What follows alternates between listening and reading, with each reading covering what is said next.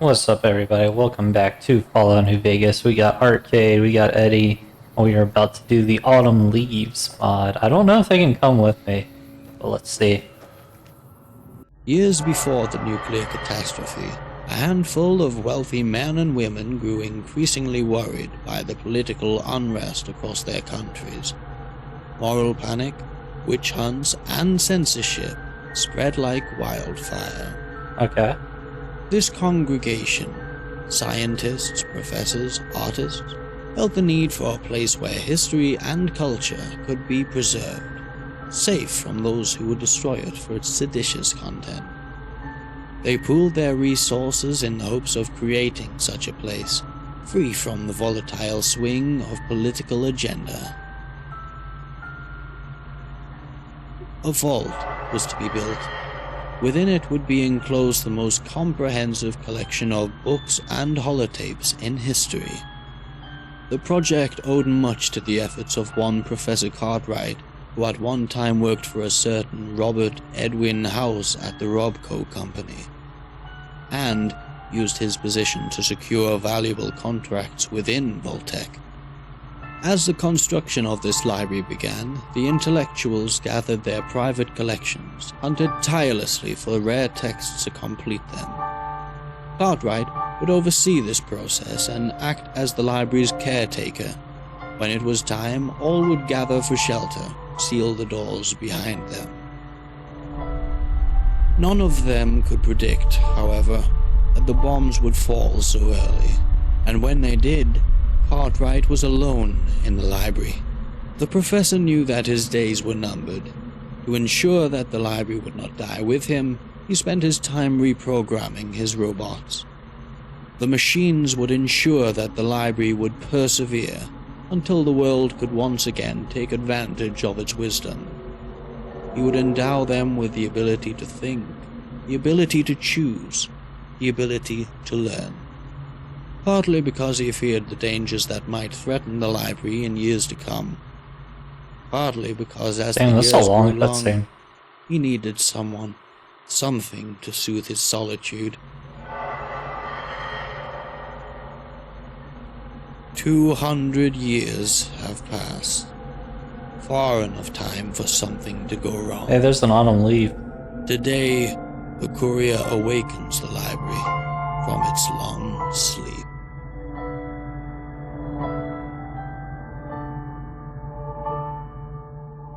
Alright, so that was the little intro cutscene there. Looks like we are alone on this venture. That's fine. Hope y'all can see everything okay. Oh my god. It's like a grave of maintenance robots. And people. I guess those were people trying to get in? This is Vault H. Oh, is there somebody out there? What? A radio broadcast? So, there's still people out there fitted with a Pip-Boy, huh?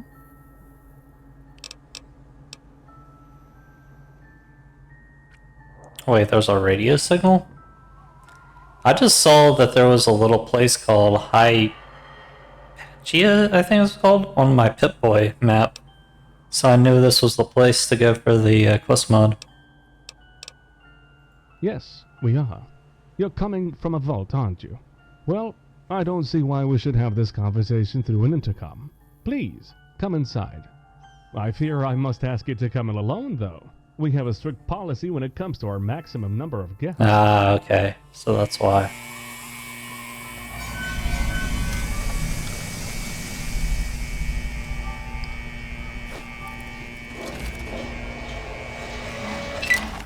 Just in case. Actually, we're gonna go with... Boom. Got the silencer and the laser pointer on that thing. Okay, so this is just a standard vault entrance. Check out my getup.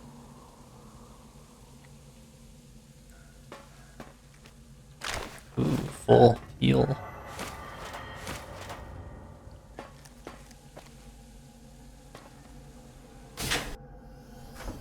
Oh yeah, if you look at the world map here, right next to Nipton, there's Hypatia.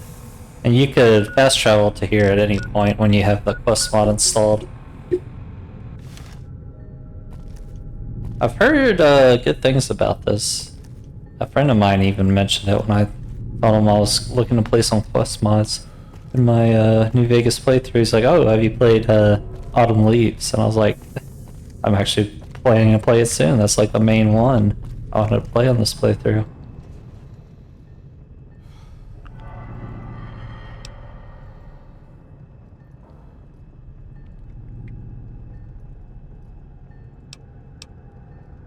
Please move along.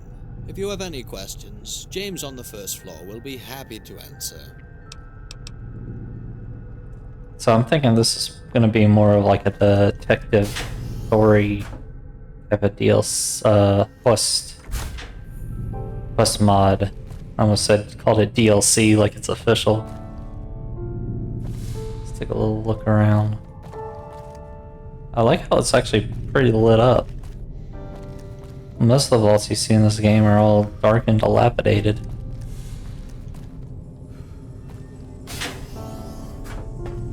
Dude, this looks nice.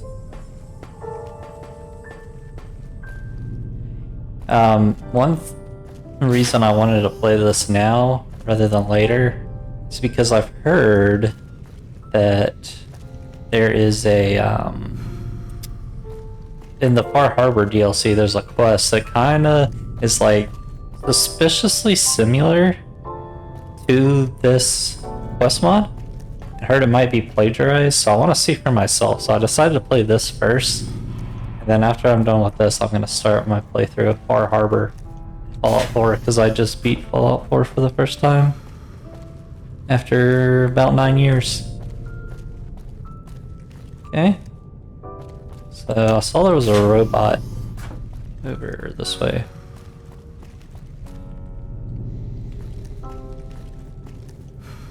Oh, terrific! Daddy's boy let another bum in the door.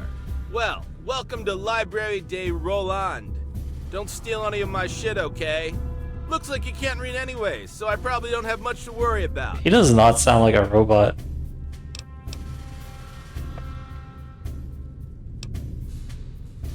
Prim who now? Oh, we all look the same to you. Is that it, you racist motherfucker? Yeah, I thought Fuck. so. Well, we look more different than Asians, at least. Uh-oh. I didn't say that. Look, you just mind your own goddamn business and go back to inhaling all the oxygen and jerking off to whatever you filthy animals do, okay? Well, it's not my fault. I had abusive parents and they, Okay, this dialogue was not what I was expecting. I can see your pupils dilating, you filthy liar! Oh yeah, we've got 7 full books on polygraph machines alone. I may not be able to jack off, but I am smarter than you. Oh yeah.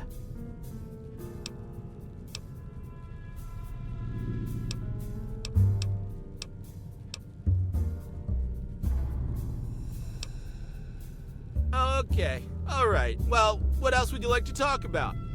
Maybe we could talk about how you're probably gonna starve to death. Did you know that if you don't eat, the human body begins to consume its own muscle and tissue after a week or two? You'd probably eat your own shit after that point. Pretty interesting read. Huh? Oh, well. When did you take an interest in the interpersonal politics of a bunch of soulless machines, huh? Come back soon. Okay, Roland is quite the character.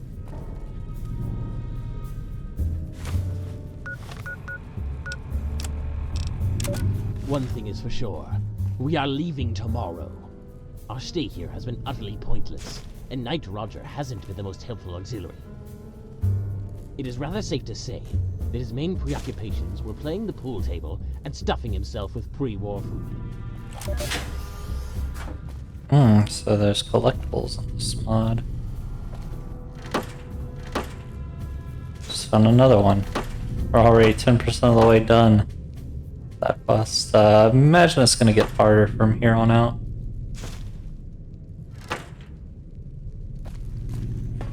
I don't remember what I read about this. Does this have quest markers?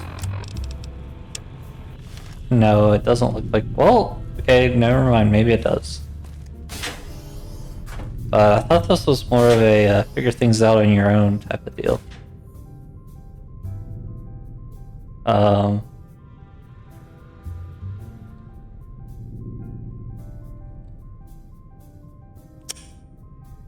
Okay, that's not a good sign. I don't think the game is working properly. Okay, so for some reason it worked this time when I got through the door. No explanation as to why. 36 lessons of Vivek. We're playing Morrowind, and apparently there's another collectible called printing cards. I noticed one outside of this area in like a metal box. Right before I like got in. Or it was before I started this mod, but had it installed in my normal playthrough. Or the base part of the playthrough. You know what I mean. So, looks like not much is coming over here, going on over here. Locked very hard. Okay, we're probably gonna need to find a key. Same for that. I told the robot I wasn't here to loot stuff, but I'm here to loot stuff. If I can, I will. I mean, I'm also here to learn the story, but also, you know, if there's good loot, I'm gonna take it.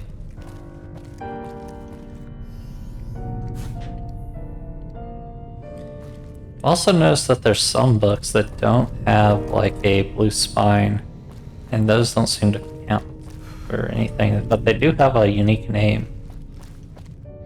Alright, I think we might as well start the quest part of this mod instead of just running around aimlessly.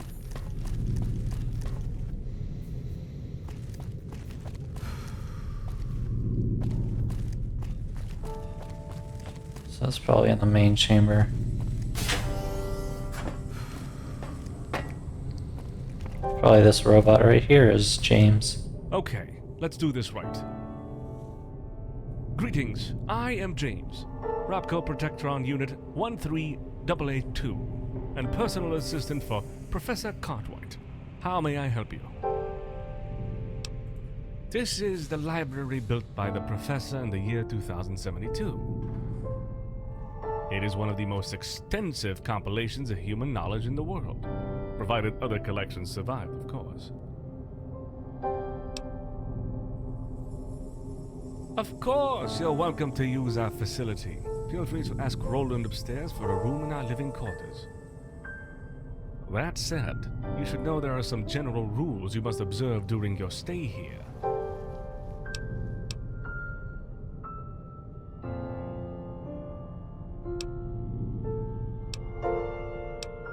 Treat the facility with respect.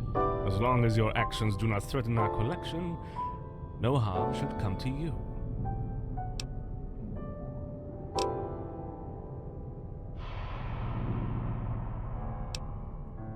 Sorry, I know I just dumped that on you like some kind of threat, but it really isn't. We just want your stay here to be as comfortable as possible. I'm just supposed to give all our guests a basic rundown of our rules. You know, rules and regulations. That kind of thing. Oh, we got the rules. It serves several purposes, from educating the occasional visitor to helping the survivors, building an enlightened society, to remain a beacon of unaltered knowledge of a bygone era, and a safeguard. I guess this area kind of fits the character I'm playing. He's pretty knowledgeable. He's got an intelligence of 9. From historical revisionism, among others, the victor rewrites history. We need to ensure that the record of past events doesn't get scrapped because of fluctuating political contingencies.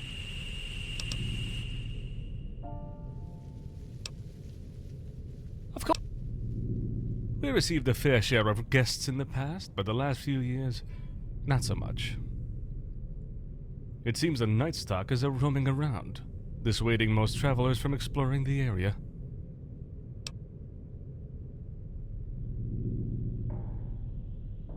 Yes, we'll have to address this problem eventually, but not yet. Not as long as the war outside is raging, at least. I'd rather not, at least not for now. First, we are programmed to stay inside and take care of this library. It's the way we're made. The second reason is, well, I can't explain it much further. Let's just say that for now we're playing it submarine style.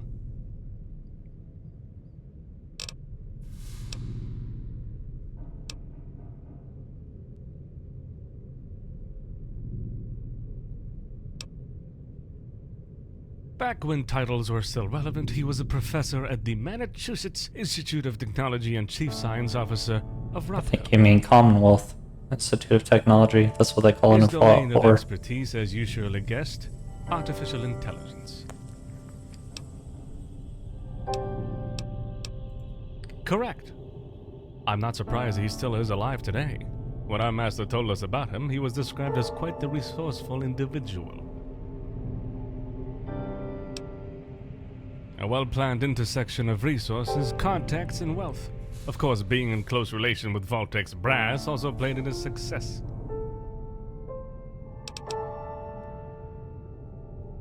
Yes, but I don't know the details. Our master wasn't very much inclined to talk about his former CEO, for some reason.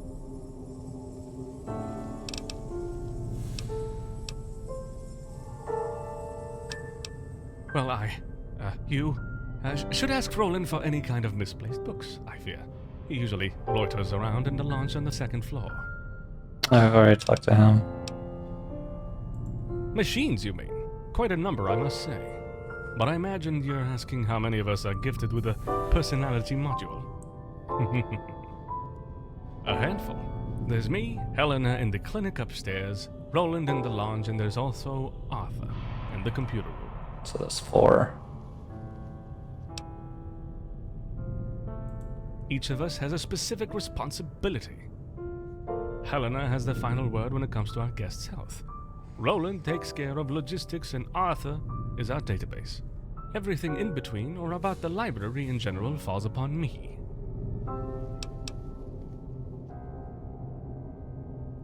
Good preparation, I guess. We have enough resources to sustain ourselves.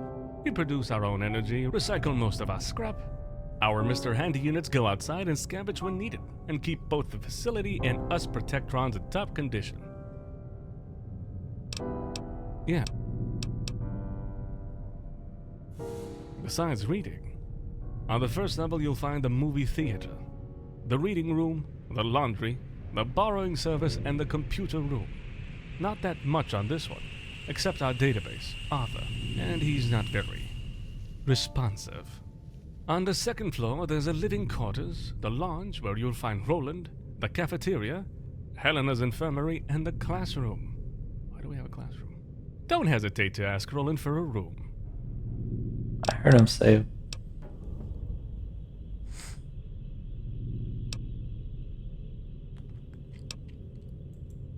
Wait. Now that the rules and regulations are taken care of, can I ask you a question? What's up? I heard that the outside world is violent. Seeing you carry these weapons around, I assume you can take care of yourself out there. You already killed someone, didn't you?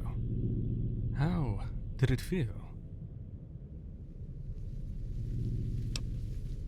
My entire existence has taken place in this library, and so I often have trouble relating to the outside world. The violence. You could say I only wish to understand it better, so I can understand our guest as well.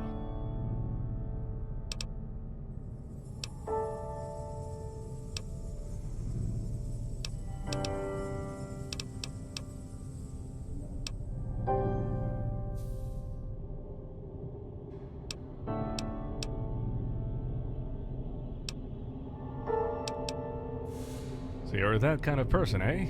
I hope the people outside won't miss you much while you stay here. Anyways, please make yourself comfortable.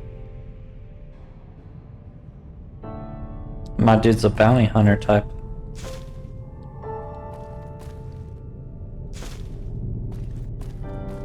Finding books aplenty here.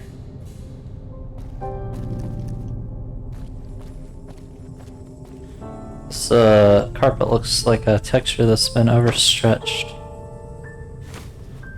Audio log 3. So I found audio log 1 earlier. One thing is for sure. We are leaving tomorrow. Our stay here has been utterly pointless, and Knight Roger hasn't been the most helpful auxiliary. It is rather safe to say that his main preoccupations were playing the pool table and stuffing himself with pre-war food.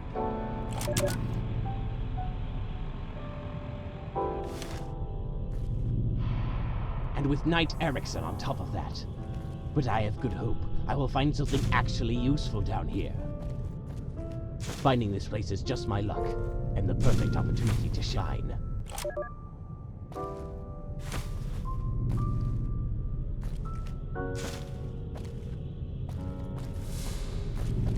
So many books. Sheet music book, I'll take it. Why is this book so big? It's like the size of my character's head, I feel like.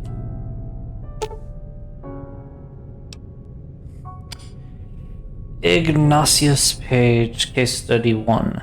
Book describes the history of otherwise unremarkable name Ignatius Page, notoriously known for the spectacular head injury the man suffered during the Civil War. Oh my god. I'm not reading all that shit.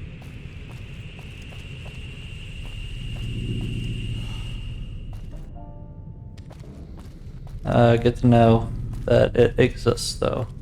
Damn, there's a ton of books. It really is a library. I can't open the Vault Tech suitcase. Why not? Yeah, I think I saw the blue books in here. Oh, nope. Say that and then I found another. I feel like now that was all of them.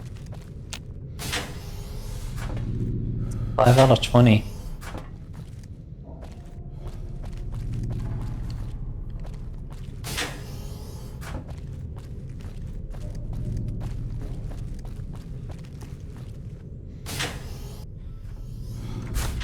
Okay, it's a good thing it didn't crash. I just need to be making quick saves as I play this. Is Helena? Welcome. How may I help you? I am programmed to treat a wide array of human traumas. Do you need treatment?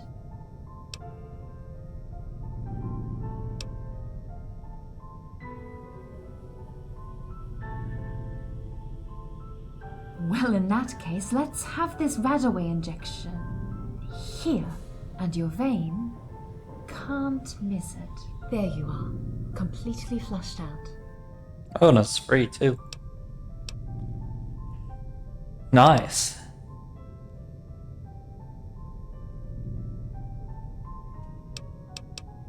Yeah, I'll just talk later. What is this robot? Oh yeah, this was in the thing. Forgive me if I'm being too inquisitive, but the scar on your forehead, it is recent, isn't it?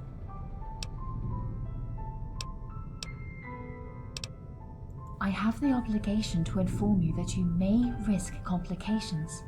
An examination may preserve you from At first I was like, unpleasant after effects. At first I thought it was like a scar from the like character creation, but then I remembered your character gets shot in the head at the beginning of the game.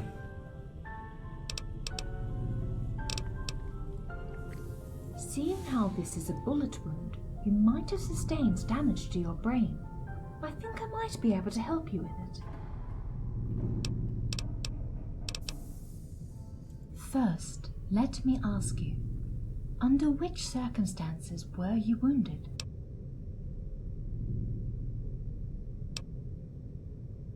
Since we may also be dealing with psychological issues, it is relevant that I know how it happened.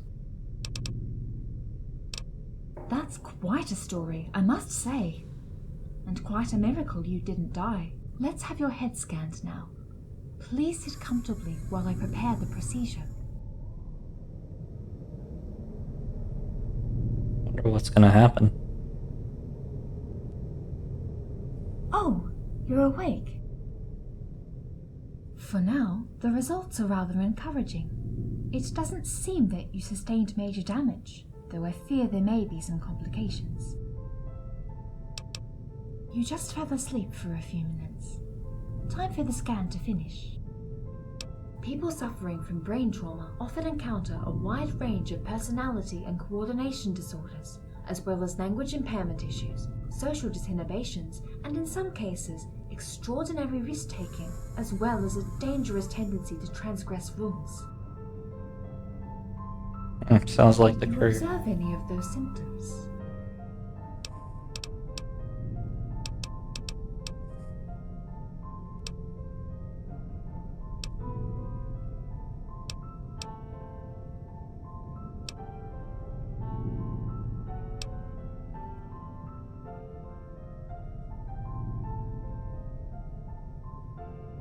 When you told me what happened to you, there was one thing that bothered me. Your decision to go after the people who ambushed you. Did you ask yourself why you began chasing the person that nearly killed you? Especially considering how close he was to succeeding.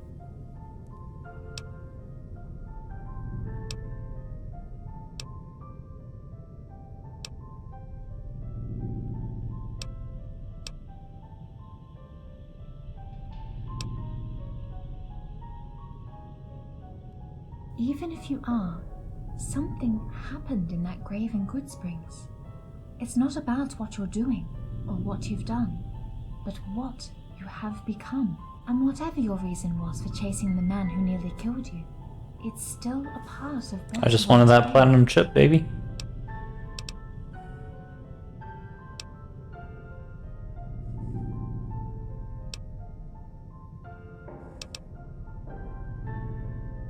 I'll be honest, chances are that your brain isn't recovering from the wounds it sustained.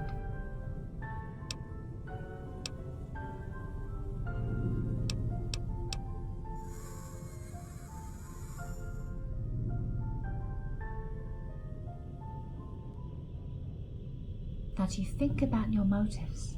During your stay here, and as long as you allow it, I will regularly monitor your cerebral activity. On your side, I might ask you to read some books, which may help you put your motivation. Dude, what is this mod? Please, I'm not asking for a lot. If you should come upon it, I'd really recommend you try reading The Count of Ponte Risco. I lent it to Roland a while ago. He should know where it is. Ah, it's a special something. I'm glad you asked. As a matter of fact, it's a symbol. Can you guess what it is supposed to represent?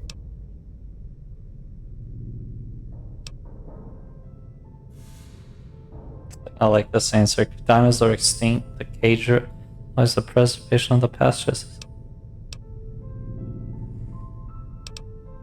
That interpretation holds a lot of meaningful information.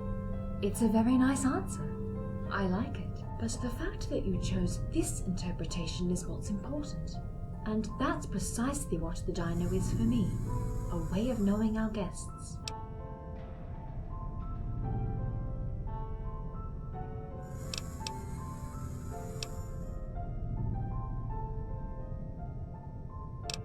I am a machine. I will never understand symbols or interpret their meanings on my own. But I know humans can. But surely, you're not just here to talk about our... I will help you as much as I can, as long as you don't ask me to breach medical confidentiality. Of course. Is this about us in general, or about one of us specifically? Roland. What of him?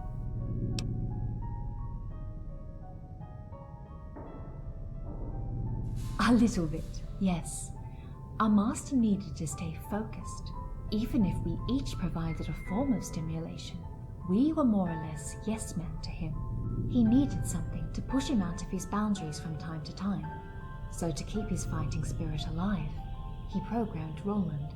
And as for why he allowed Roland to be offensive to our guests, I suppose he thought that it was critical for our guests to have at least a modicum of patience or self-derision.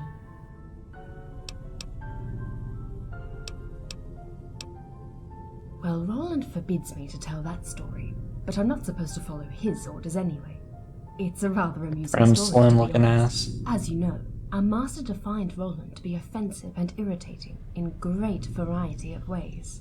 And there was one method which he was very proficient with: impersonation. Seeing how we resemble each other physically, the only way our master could differentiate us at the time was our voice modules. Then one fine day, Roland discovered he could mimic both my and James's voices.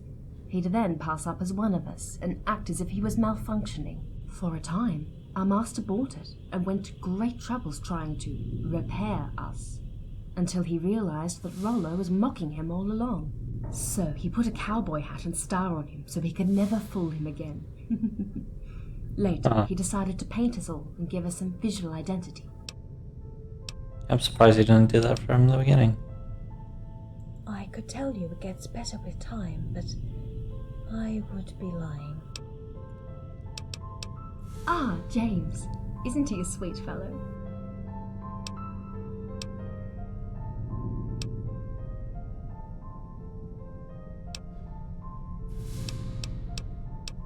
For some matters, yes, even if we all have our field of authority. As for the library, since we have limited resources to ensure its perpetuation, he is the one to make long-term decisions. We are all programmed to try and understand what we can't grasp. For us, intuitive concepts like dreams, sensations, or feelings are elusive. There's a chasm between humans and us, and despite the odds, we have to work every day to find a way to cross it. That's how we are made. We are constantly chasing concepts that escape us. He couldn't resist, could he? I told him this would make our guests uneasy.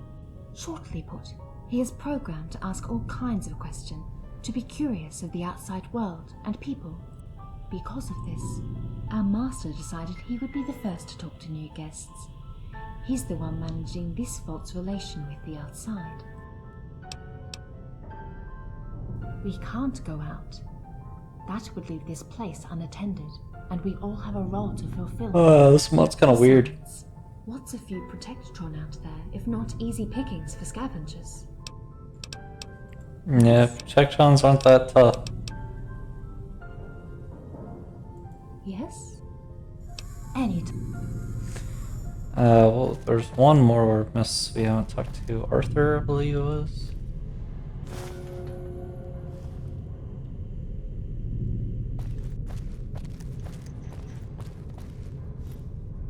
Don't mind if I do.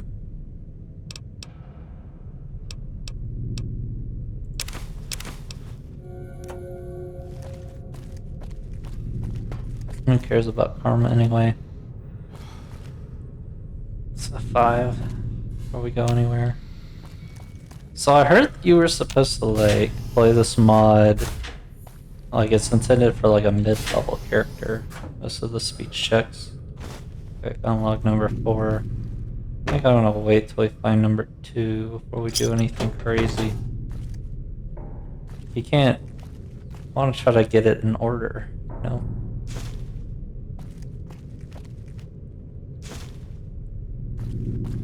Already collected over half the books with the blue spine.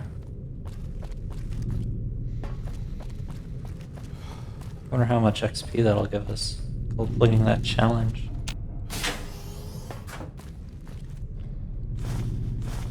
There are magazines everywhere. It's gonna make the normal game a little easier, even though I think I've only used one magazine in this entire playthrough so far, when I just needed to make a deal with Mr. House to give me more caps, and I was 1 point away, and I was like, really? 1 point? Okay, so we got basketball, baseball, pool, bubblegum.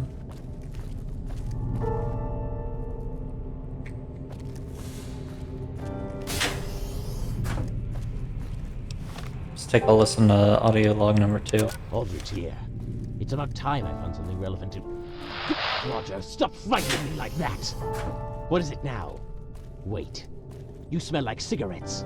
Did you actually smoke inside the library? Are you crazy? What do you think will happen to us if those monomaniacal contraptions notice one of us is smoking in a library? Well, I don't know either. And I don't want to know. So get Smoking uncommon shower in and the get rid of that library back filthy then? smell before I catch you.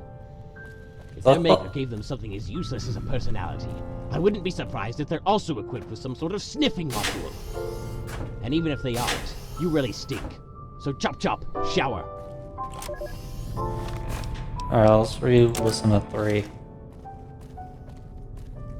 Unless the audio's glitched. I noticed one of the audio With lines. Knight Erickson on top of that. But I have good hope. I will find something actually useful down here. Finding this place is just my luck, and the perfect opportunity to shine. Alright, number 4. I can't believe this toaster has the nerve to deny us access to the living quarters on the sole ground that Roger lost both of the keys.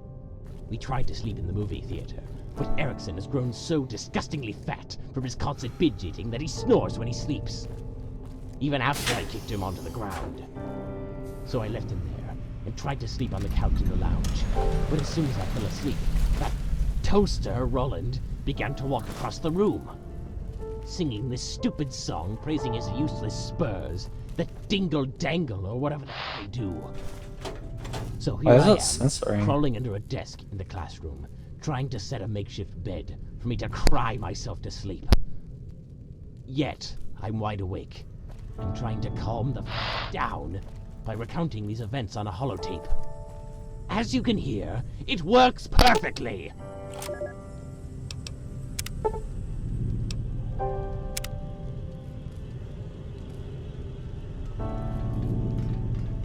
Things shining under the books.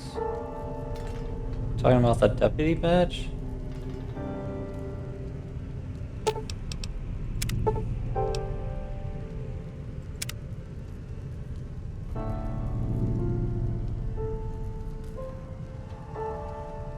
I think I remember seeing this picture in like a trailer image. I was learning about the mod. Yeah, I think it's just talking about the deputy badge. Perk description.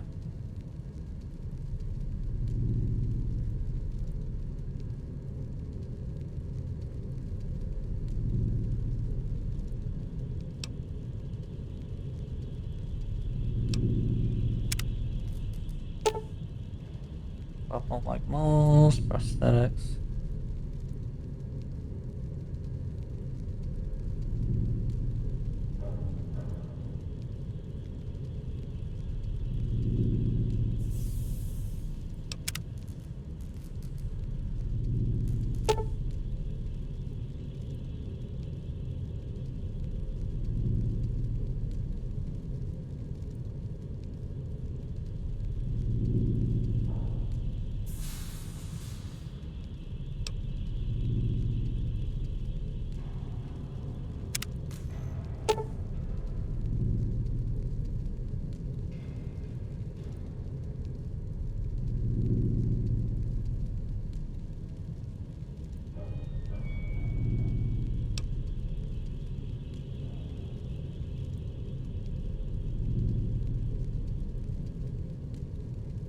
Vince love songs. Okay, so.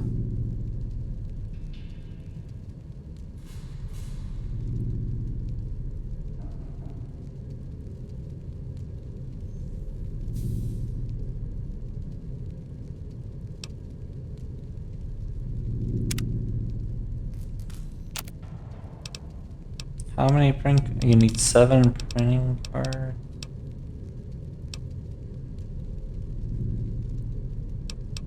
What was the one about energy weapons? Well, weapons love songs, I might take that. Yeah, there were only 2 that like really interested me for this playthrough. Energy tinkering. Okay, so if I find a few more printing cards, I'll make sure I come back here and get those perks.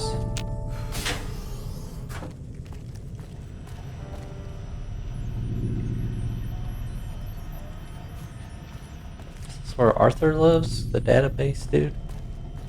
There's computers all over the place.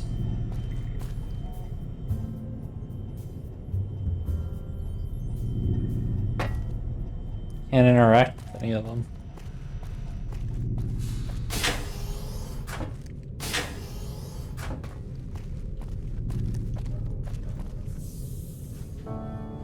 Yeah, there was one printing card I found outside of the vaults, not far from here.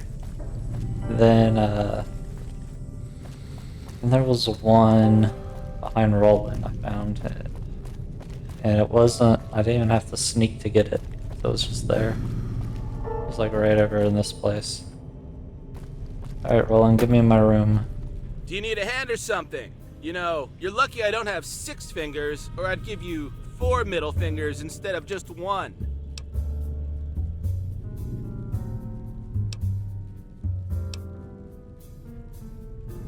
Oh, right, that's me, alright. The go-to guy for the special books right here. Good old Roland. Oh, I don't know. It's a goddamn library. Why don't you look around, asshole? You know, believe it or not, I used to actually care about this place. Oh yeah. It was my sole purpose in this existence after all. So, when I see a bunch of reckless Neanderthals utilizing these books for the most distasteful of purposes, as well as wearing them out before any future generations can enjoy them, I decided it was best to put them away for safekeeping. Sue me. Yeah, I was. I couldn't get what it was about. You need it for something? It's around here somewhere.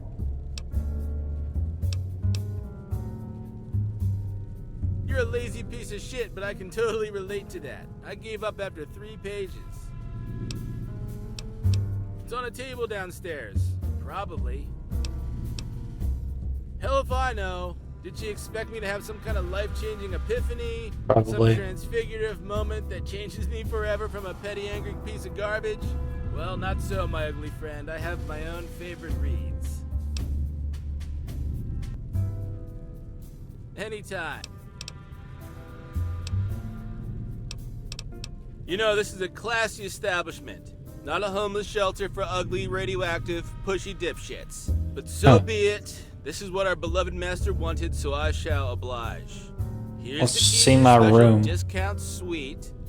I have no doubt you will feel right at home there. Oh yeah. So it's gonna be nothing like the Lucky 38.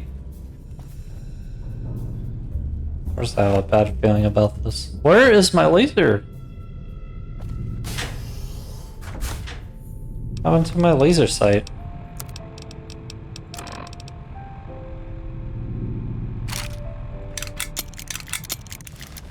There we go.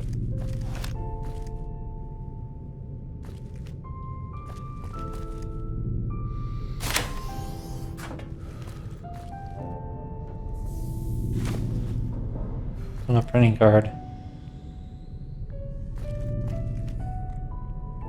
Bunch of guns and shit.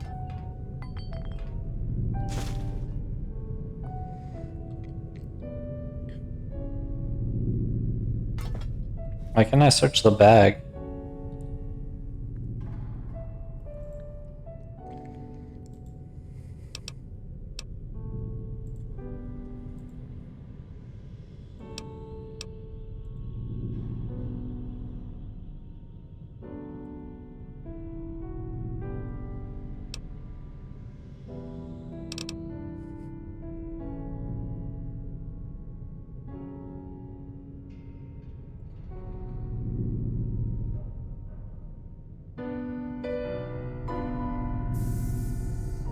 Well, something's probably going on in this mod. I can't really tell you what it is yet.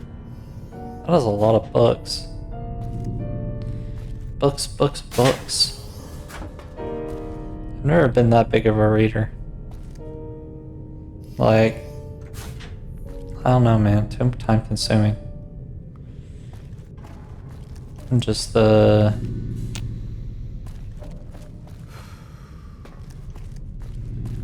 what I'm into.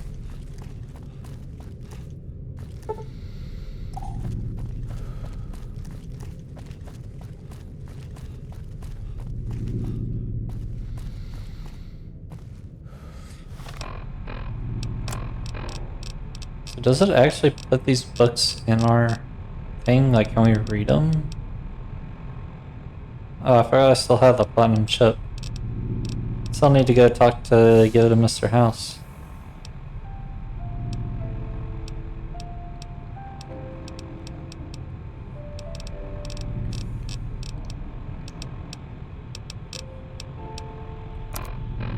Yeah, I don't think you can actually read the books I've been picking up.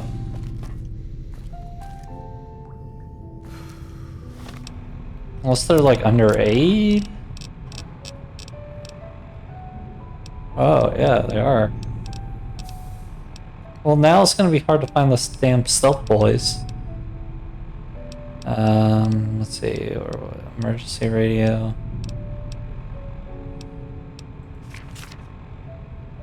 Oh, this gives us experience when we read them.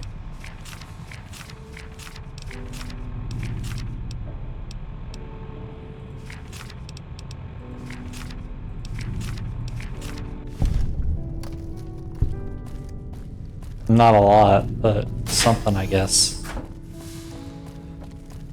Why not just give us experience immediately if we can't actually read the books? Whatever. Seems like we need to go talk to James.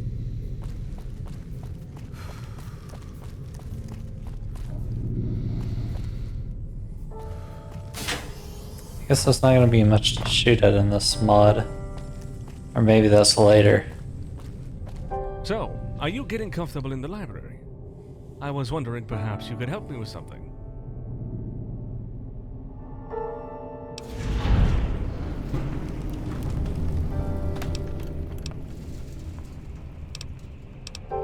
No problem. Yes, he hasn't been answering for a century now. I may be overextending my judgment on this, but I think he's dead.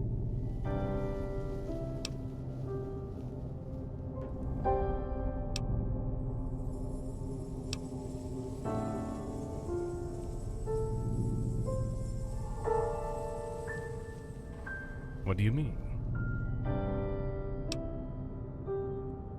Murdered? You mean he was murdered? I didn't even think about that. Not Thought possible. it just fell on accident. Besides us, there was nobody in the library. Nobody that we know of, at least. That leaves me and my siblings. We would never harm a master. Besides, our protocol forbids us from harming humans.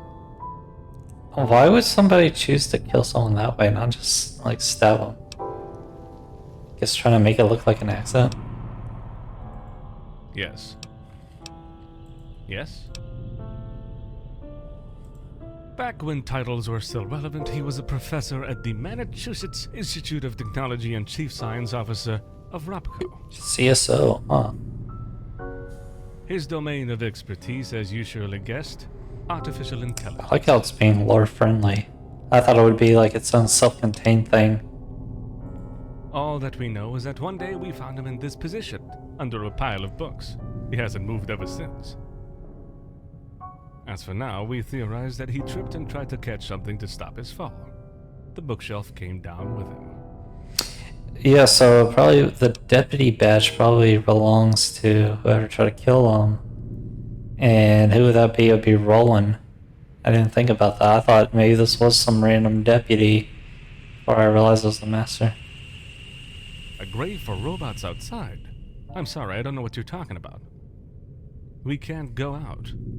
The maintenance pod is able Mystery to, but only rarely, and only to continues to conduct get checks and deeper. repairs on the exterior. Why not? He liked it there.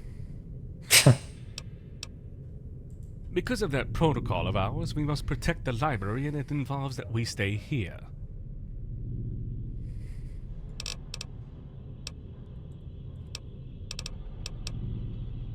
Besides reading, not that. I saw that. What? Of course not. Personality modules were hard enough to come by, not to be wasted on some kind of terminal. It took months for our master to manufacture each one of those. Some years ago, 2 people came here. The first one wore some kind of purple robes. The second had heavy armor. Military. From what I could gather, they were on some kind of scouting mission. The robed one, Dexter, really did extensive research. Consulted a great deal of books, but never told me what he was looking for exactly. He's like a mage from Elder Scrolls. I would like you to see if you can find anything out about them. They left in such a hurry that I had no time to ask what they intended to do with their knowledge of this place. Maybe they forgot something. How am I They did not supposed to even tell find? me if they learned something useful. Oh, that might have been the people in the logs. Oh yeah, because the guy's name is Dexter, duh. I don't know how to put this. We lost both keys to their room. So maybe there's something in it, maybe not. I have no way to be sure. My siblings told me I was overacting when I suggested blowing up the doors to get inside. Nah, let's do it. Roland has the final word when it comes to the living quarters. You can probably guess what his answer Roland the is. murderer, you mean? Because they did. Dexter liked to record his observations at the first opportunity. It is something we strongly encourage our guests to do. And to share with us for survey reasons. We didn't expect that he would record so many, though. Worst thing is, he left them scattered all over the place. No, wait. The real worst thing was that there wasn't any relevant information on these. Yeah, it's a big deal. We had to deal with some rough situations in the past. We are trying to learn from our mistakes. It's pretty important for me, for us, to know how outside people perceive this place, and what they intend to do with what they learned here.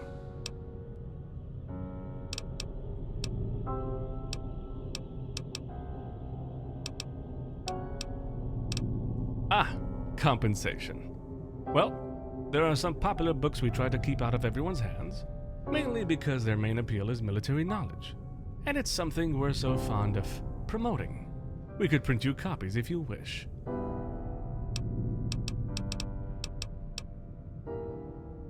Caps?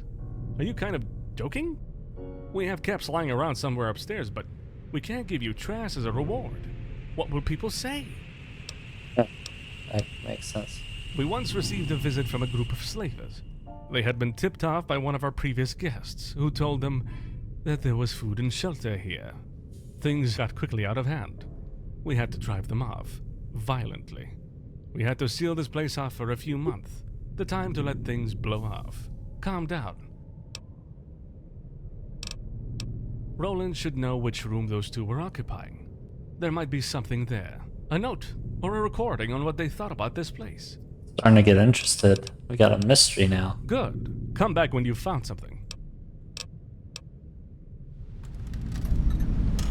Yes. Good. Come back when you've found something. See?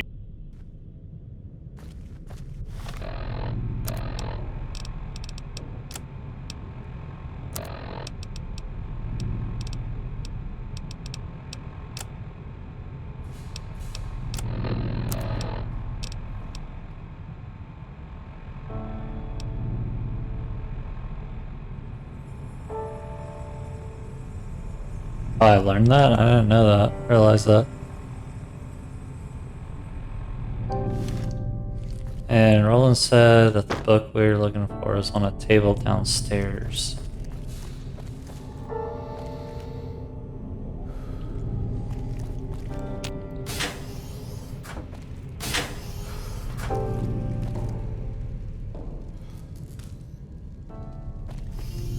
That could be anywhere.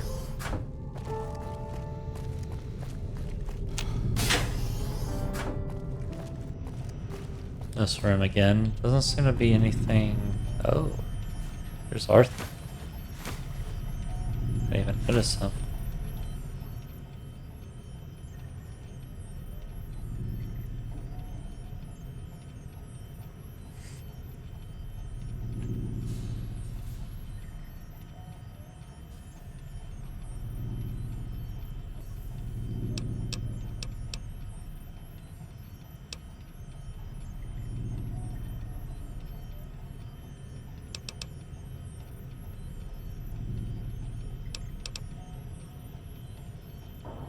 long ago, a young man with an extensive spiritual life made a pact with a spirit.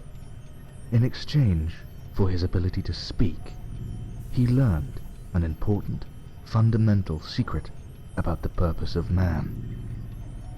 Of course, the moment he learned this secret truth, his voice was silenced for the rest of his life. Obsessed by this knowledge, frustrated by his inability to share it, he resigned himself to live the rest of his life in isolation. Years went by, and solitude grew heavier on the man's shoulders. He felt his sanity escaping his mind, like sand slipping through clenched fingers. So he decided to carve a piece of wood with the face of people he once knew, people he remembered, people he loved. In a He would volleyball? converse with those in hopes of preserving some last shreds of sanity. He died eventually, leaving his collection of masks behind. Some say that deep within their frame still subsists a fragment of the hermit's wisdom.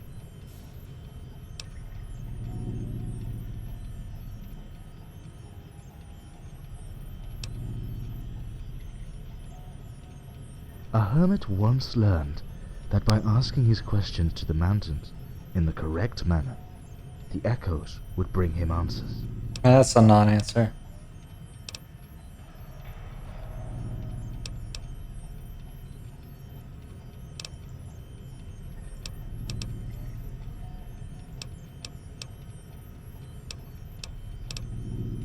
He died because his body could not withstand his own spirit, a spirit which already had great troubles withstanding itself. What does that mean? 5 friends, caught in a diluvial rain, sheltered under a tree, and pitched some money together.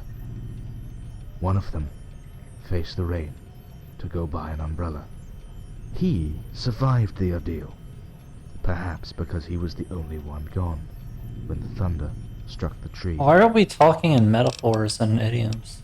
He was the kind of man who praised butterflies for being gorgeous, yet crushed caterpillars out of disgust.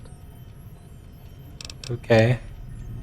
A stone used to wet a flint, which was in turn used to carve tools. Even discarded, the stone was as useful as it was in the first place.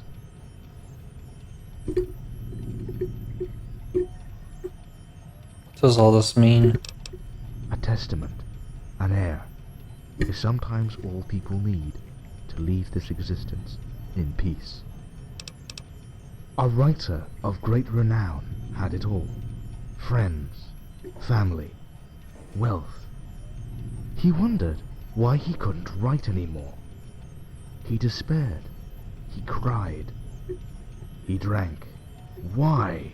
He yelled, while tossing away heaps of single-worded scripts. Why can't I write anymore?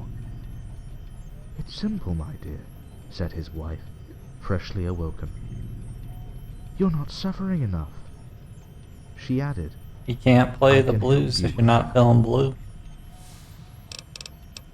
Once upon a time, a child had a music box he held very dear, though he loved nothing more than hearing the box's sweet melody.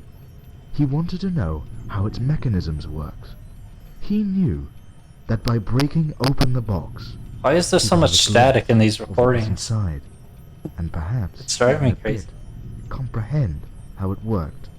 Of course, Ah, he feared he couldn't repair it afterwards, opening the box and risking to Stop. break it, or leaving it the way it was. Eventually, the child would make his choice.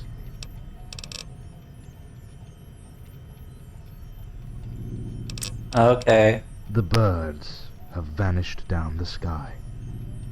Now the last cloud drains away.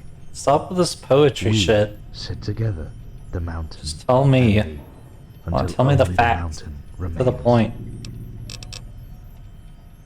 Yeah, we're not gonna speak later. I'm basically just being recited poetry too. Oh, I didn't realize I had my light on the entire time. That explains why everything is so bright.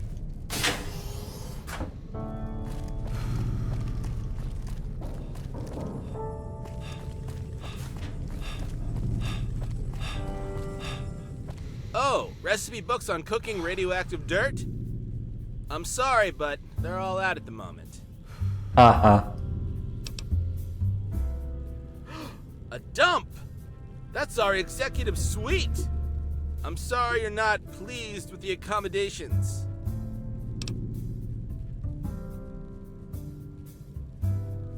Well, alright, buddy. I've been clearly outplayed. You go use your crude little lock-picking device, Human, and see what it gets you.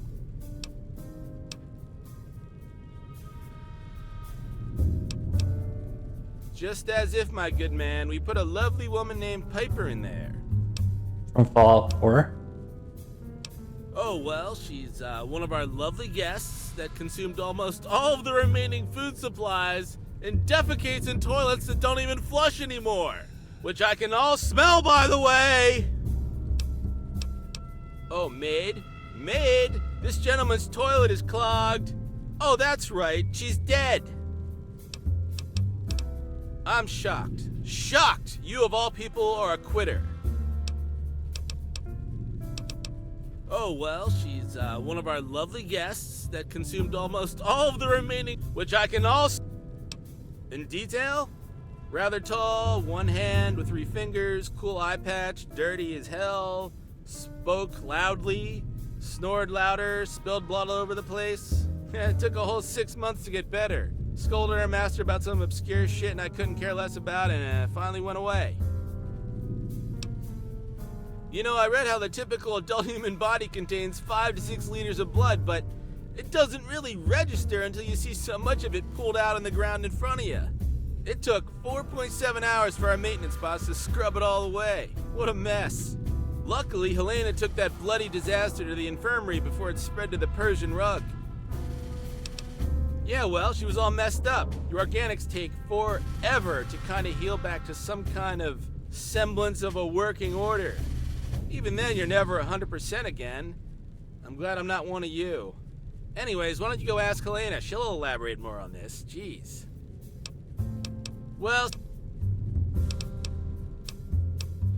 yeah, exactly. What is the deal about them?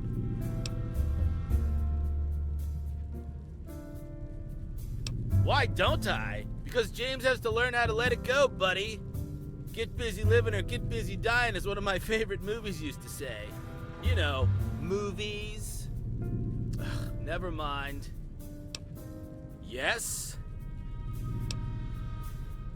No. No.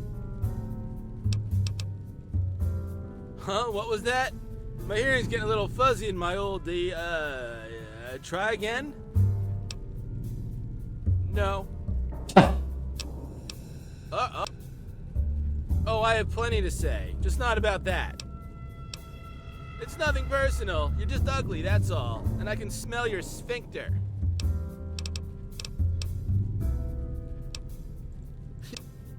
Oh, I have plenty... oh, which I... well, since we're besties now, I could try, but honestly, Alright, I'll give it a... This guy's not helpful at all.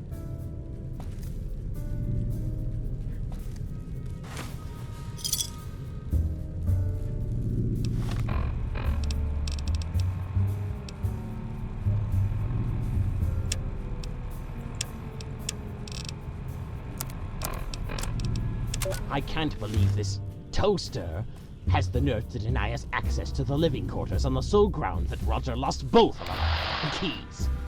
We tried to sleep in the movie theater, but Erickson has grown so disgustingly fat from his constant binge eating that he snores when he sleeps. Even after I kicked him onto the ground. So I left him there and tried to sleep on the couch in the lounge. But as soon as I fell asleep, that toaster, Roland, began to walk across the room, singing this stupid song praising his useless spurs that dingle dangle or whatever the hell they do. So here I am, crawling under a desk in the classroom, trying to set a makeshift bed for me to cry myself to sleep. Yet, I'm wide awake, and trying to calm the down by recounting these events on a holotape. As you can hear, it works perfectly! A lot of static in these recordings. What's going on? It's the engine room.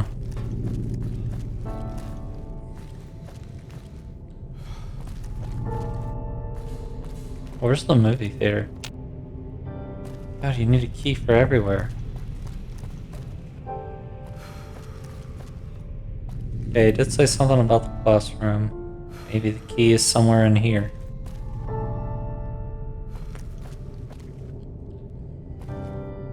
Okay, there's this pillow. I see a folder.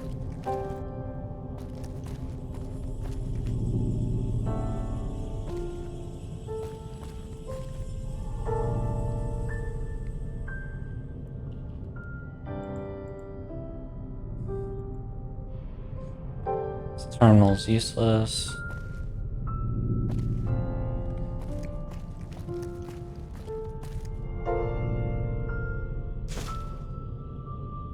There's 2 printing cards here. I was lucky to look in that direction.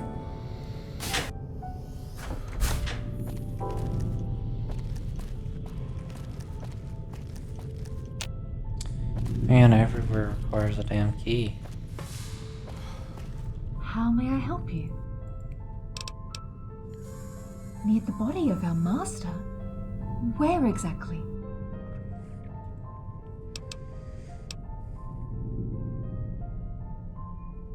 It is dusty. It has been there probably for a long time. No, never. I never saw him using Med-X. He didn't show any signs of regular usage either.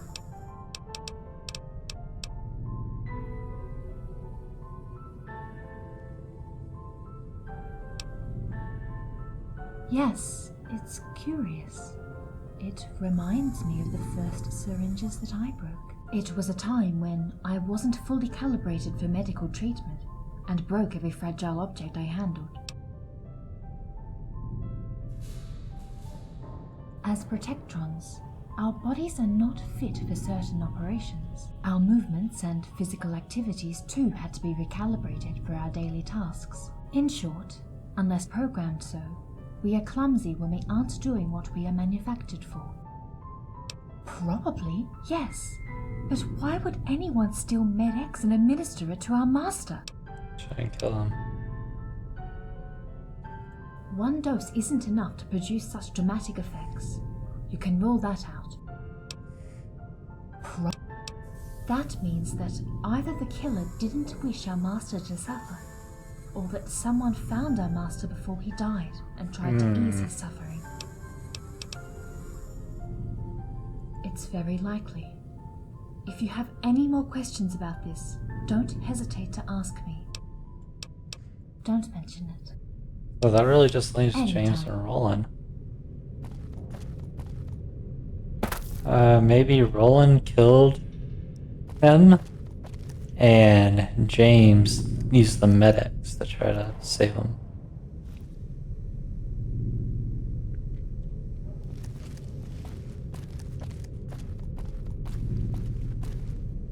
That's just a theory.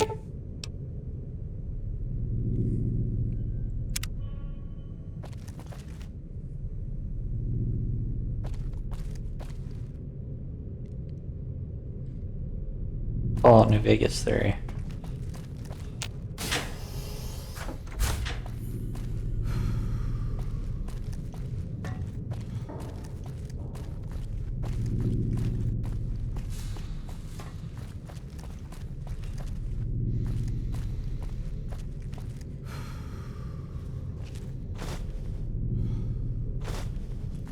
Found 7 printing cards now. So I think that means we can print off one of those magazines, or books, or whatever they call them.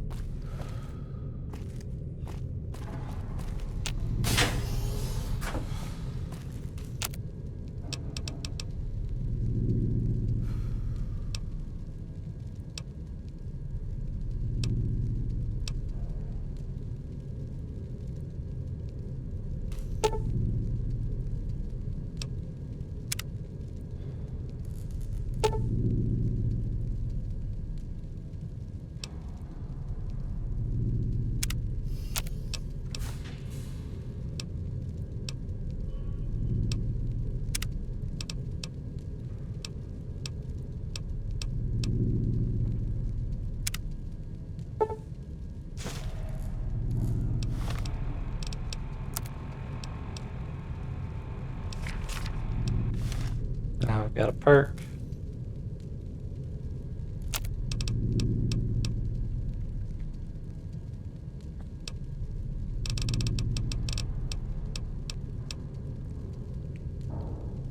What is wearing their skin?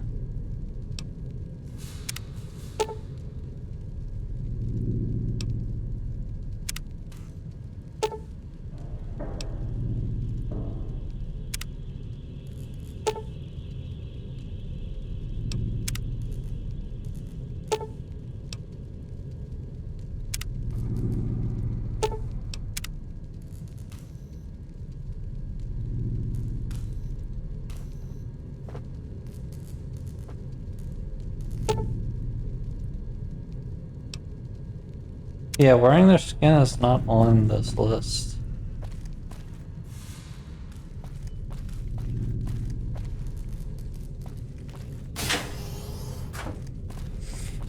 I have no idea what it does. Let's see if it actually gave me that perk though.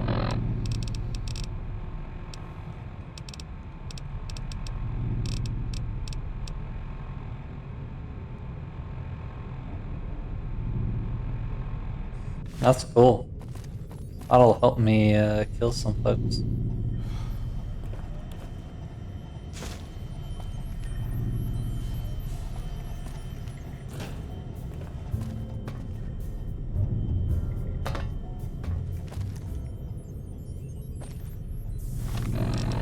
There'd at least be one clue that leads me to these keys.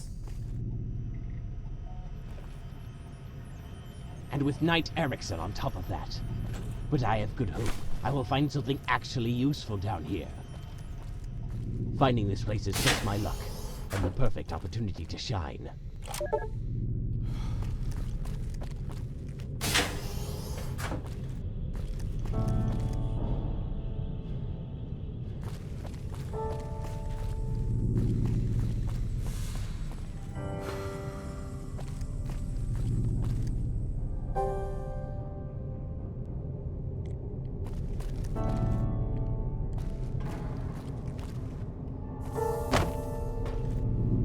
I feel like I've looked everywhere for these dumb keys.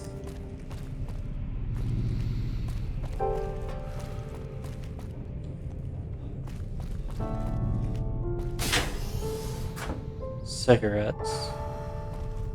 So maybe it's somewhere around here, because wasn't Knight, whatever his name was, smoking some stuff?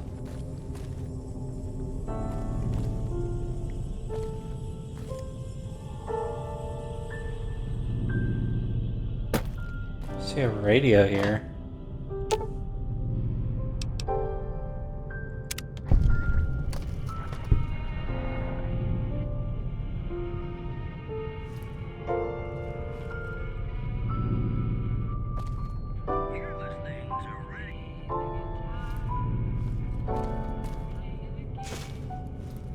Another book. Is this just hide and seek the mod?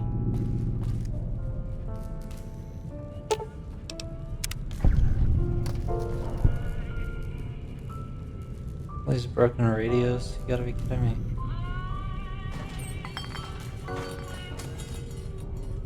Never changed, but does this game engine never change?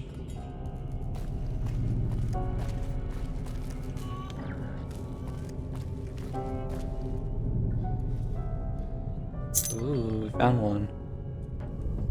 So that's where he was going.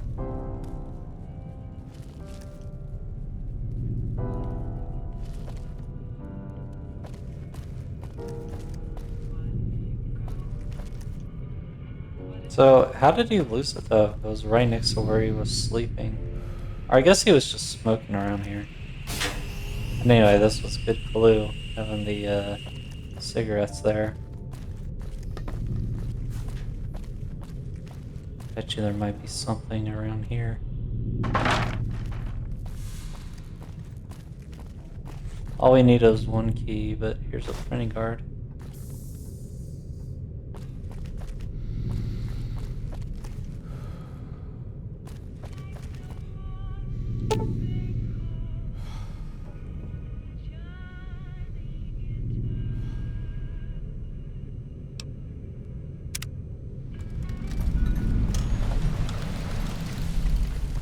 Do not see the sign.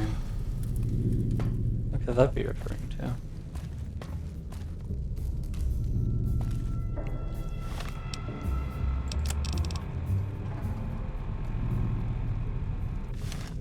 Yeah, we need to find those caps.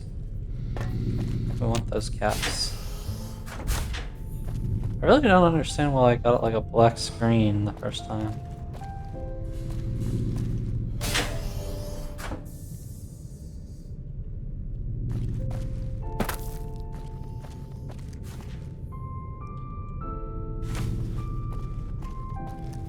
It's really, mod really does reward the explorative types like me. It's a good thing there was only one key needed of two, because that's... Why didn't they just sleep in these beds though? That bed was just easy to obtain. Entry to. It's not even locked.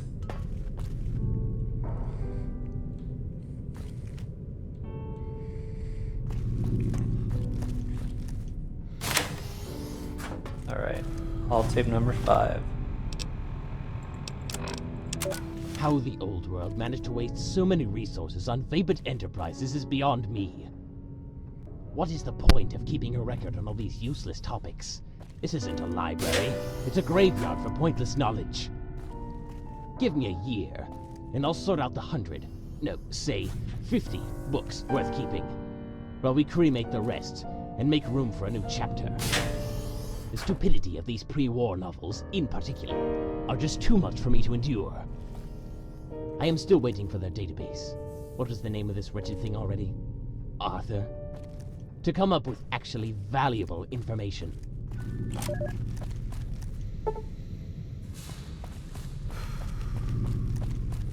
Okay, that wasn't much of a lead.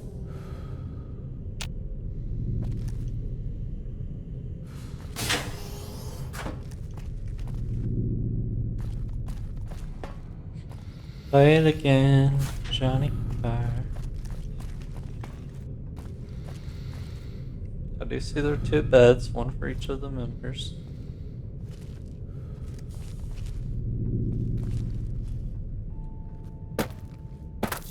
Not even a printing card in here, it seems like.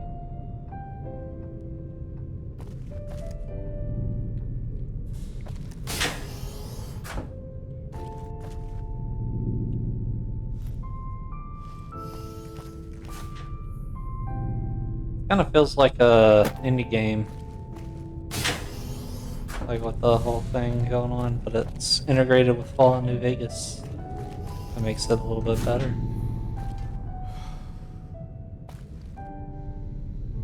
This must have been the hat from the guest they were talking about.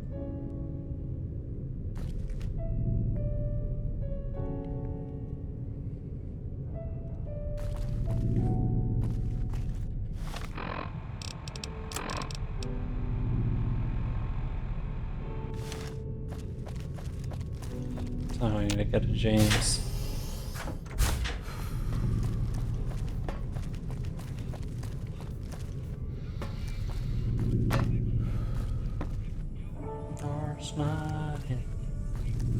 I wanted to ask, what is scratching an itch like? How would you rate it? What the fuck?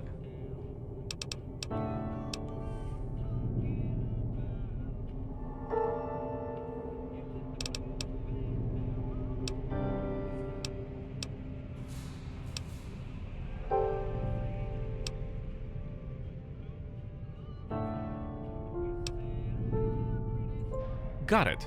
Need help with something?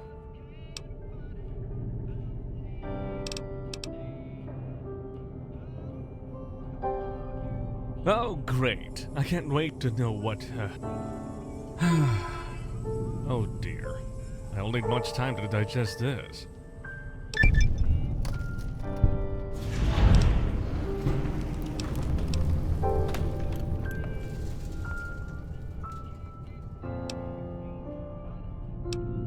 Old world money? You wish for money? It's okay, I guess, but I mean, I don't understand. There's plenty of it outside and... Oh, never mind. Here. 5 So, coin cards. how may I help you? There is another guest I want you to investigate, Darren Andretti. On many regards, he was one of the most interesting guests we've had.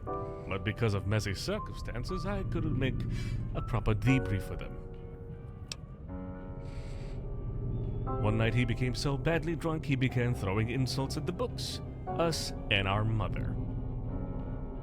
While the experience was very enriching from a vocabulary standpoint, we ultimately had to stop him before he blew up the entire bibliographies with C4. Bibliographies.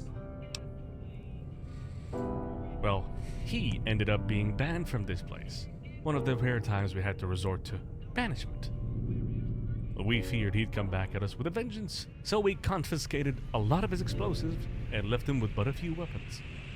So the fact that he might reach the closest community, we offered him some valuables to somewhat compensate the prejudice. Prejudice. Oh my gosh. Are these like people from the London or something? Economy, social studies, cognitive sciences, cybernetics.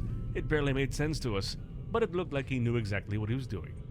Picked books in separate shelves, rounded them up, packed them with C4.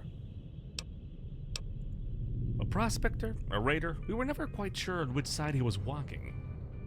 What we did realize, however, is that he is extremely eager to educate himself and learn to read and Educate, not educate. We were all surprised by his sudden burning passion for literature, except Helena.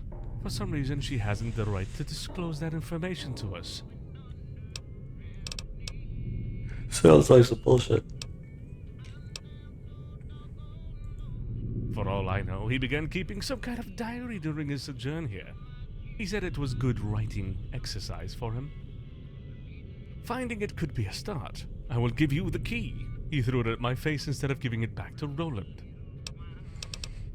He liked to take long walks throughout the whole facility, and outside as well. He also spent a lot of time with Helena. She won't tell me much. God knows I asked her to talk about him. She wouldn't answer. Patient-therapist confidentiality. But he's probably dead. And for this, you are to be commended and rewarded.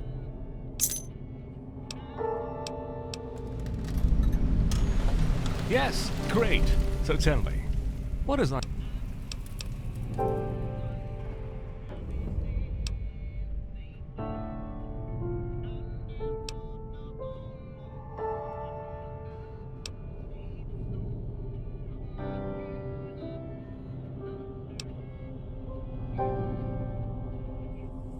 The people of the old world bequeathed you with a heavy burden. This place is also part of it. I hope that what you and your fellow men will find here is something to compensate these direst misfortunes. See you around. Alright, let's get a move on that case.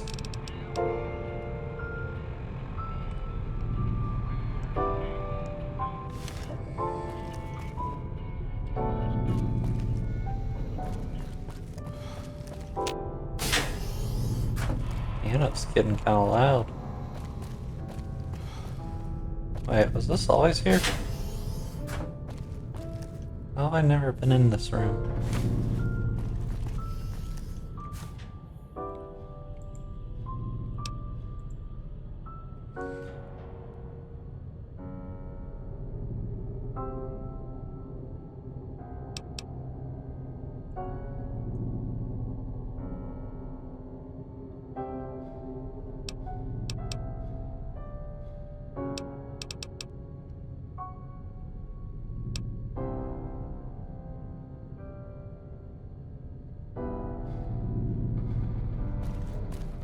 Yeah, I don't know how I never... Okay, the Baron of Ponte Risco. This book relates the story of the disgraced noble who undertakes a mad quest to get revenge against the man responsible for his fall from grace. As he progressively infiltrates the household of his rivals under the guise of an humble servant, he gets to endure the regular abuse and cruelty of both his rival and his family. All his clumsy Attempts at killing his enemies fail miserably. He progressively gets involved in the stewards and maids intrigues in which he reveals himself as a poor player. Agnes finally loses his life during a climactic confrontation with the household dog, which he couldn't forgive for eating a hard-earned dessert he had to beg for. Okay, at least that was only one page, and it was a nice summary. Okay, I thought this was going to be an aquarium, but the little garden. It's nice too, I guess. Ah, this must be the movie theater. Looks like a chalkboard, though.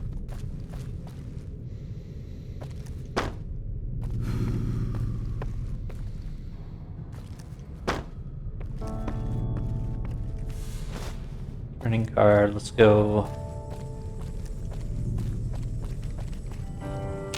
I think I'm gonna go get the one about your weapon tearing.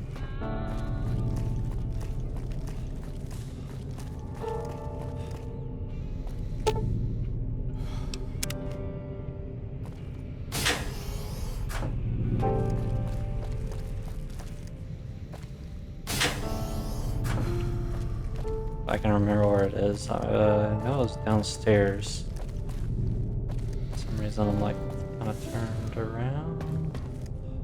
Yeah, I was going the wrong way.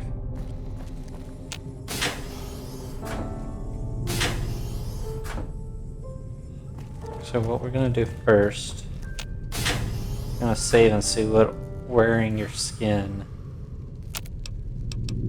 or wearing their skin, is about. A second skin.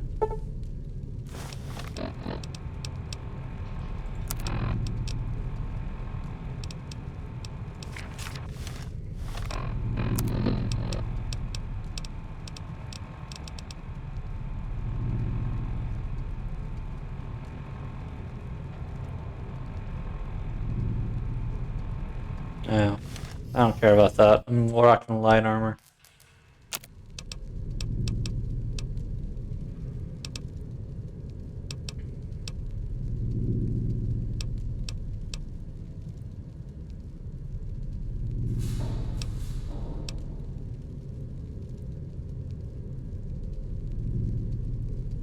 Was that a fucking neck shot?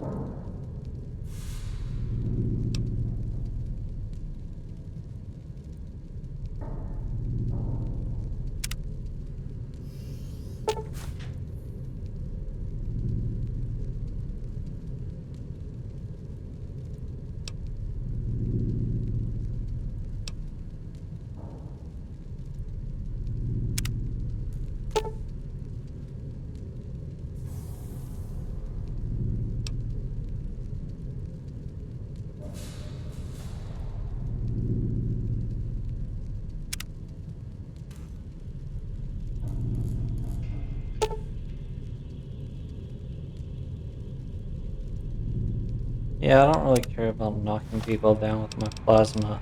I'd rather them stand up so I could shoot them easier. Or easily.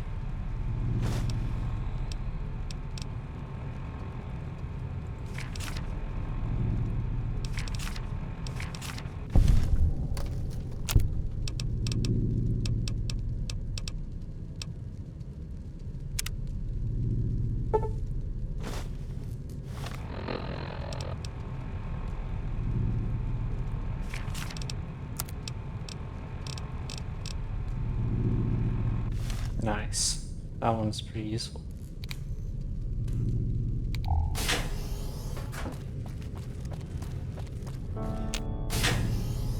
Let's talk to Arthur, see what he knows about.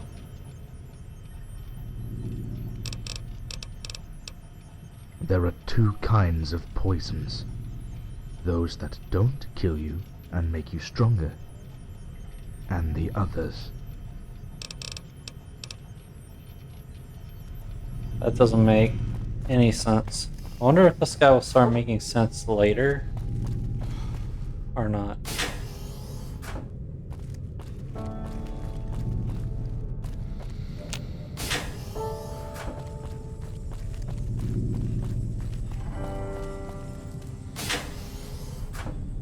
Oh, this must be the movie theater. I bet you there's another key around here.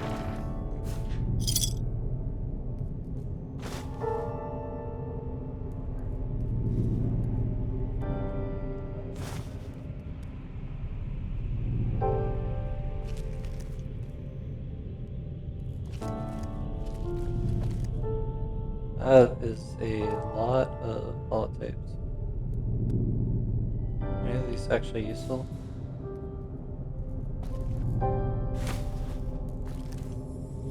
Sounds 17 of the 11 books now.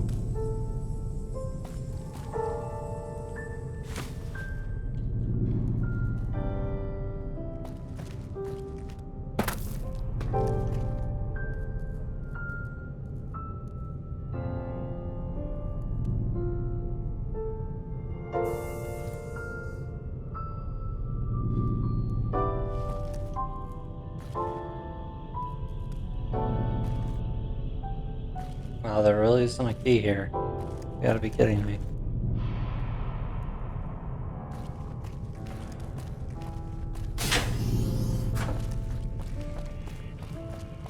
Alright, let's go to Roland and then check Piper's room.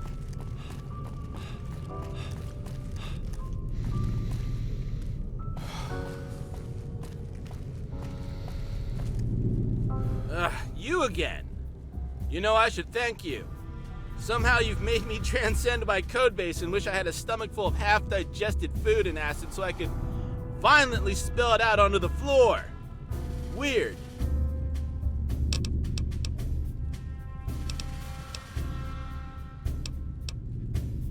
I'll give you humans this. I'm jealous of that whole disappointed look down and shake your head emote when another of your species is doing something utterly pathetic, like rummaging through another person's trash. I wish I could do that. If I was human, I'd be doing that to you right now. Only if you tell me what you intend to do with them.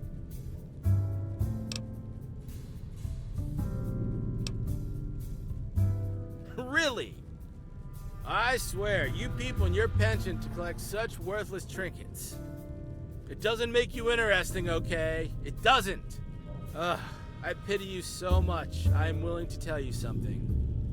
And make sure you tell Helena about this hobby of yours. I'm sure she'll find it just as sad and fascinating as me. Well, I'm proposing a game. I'll give you a hint, which will lead you to another hint, and so on, until you find out where I put them. Deal? You don't really have a choice. You're playing.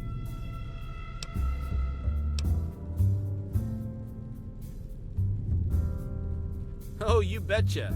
I originally made a human-sized rat maze downstairs for rewards, but the flamethrower trap malfunctioned and the whole thing burnt down. I guess we'll just use the backup plan instead. You search the classroom. Don't be lazy now. I left a very obvious hint on a desk somewhere in there. No flamethrower traps, I promise. Oh, sure. I knew from the first second this guy was bad news. Just like you, as a matter of fact. So I gave him a well-deserved hard time. He didn't even seem to mind that much, though. Isn't that interesting? No man with a clear conscience can put up with little old me. Surprise visits, my man. I'd knock on the door in the middle of the night and ask him what time it was. And then when he just began answering, I'm like, it's surprise visit time! And every goddamn time, he'd open the door and let me inspect the room, and that's how I knew he was up to no good. Anybody normal wouldn't have put up with this. In the end, he didn't even answer what time it was anymore. He would just mumble, surprise visit time, bleh, and let me in. What a fool. Yeah, well, you're no saint either, my man. You tracked mud in here and you smell like shit. I mean, every bot in here has a smell sensitivity 1,000 times higher than a mere human, but they're too polite to say anything. Well, not me.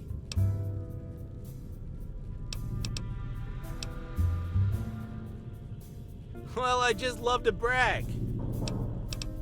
I remember that one time he didn't answer the door right away. I heard a very loud noise, and then a bump. The whole thing was muzzled by the door, so I couldn't quite make out what it was. Well, of course I've been helpful. I'm a gift from the heavens, after all. Search the classroom, you lazy bum.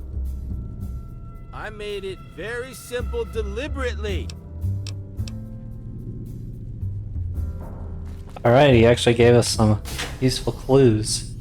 Loud noise on a bump. Wait a minute. Since when have you been here? Please move along.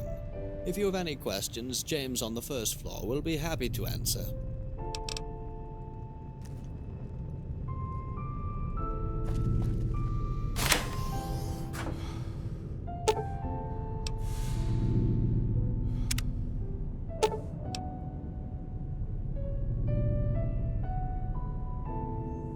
I'm sure that what I'm saying stays anchored in my mind. So I write again.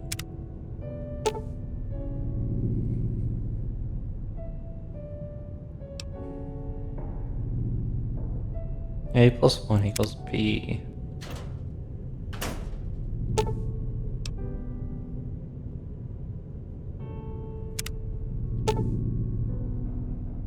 Piece of diary. I had the weirdest of dream last night. Dad was here. He gave me 3 days, book and glasses, nodding on the occasion. My head was covered with a myriad of small windows. They were encrusted in my skin and all the time. I was afraid my brain would pour out, so I tried to close them, yet they always bursted open afterwards. My mom came in to help me pick up the bits of brain that fell on the floor somehow. During the time she took them and stuffed them back in my head, they were turned into sheets of paper. I asked her why she was doing that, but couldn't utter a single word. She handed me her backpack and some kind of plasma gun. I asked her what I was to do with it, but then she began singing erotic noises, and that, dear old diary, was simply too much.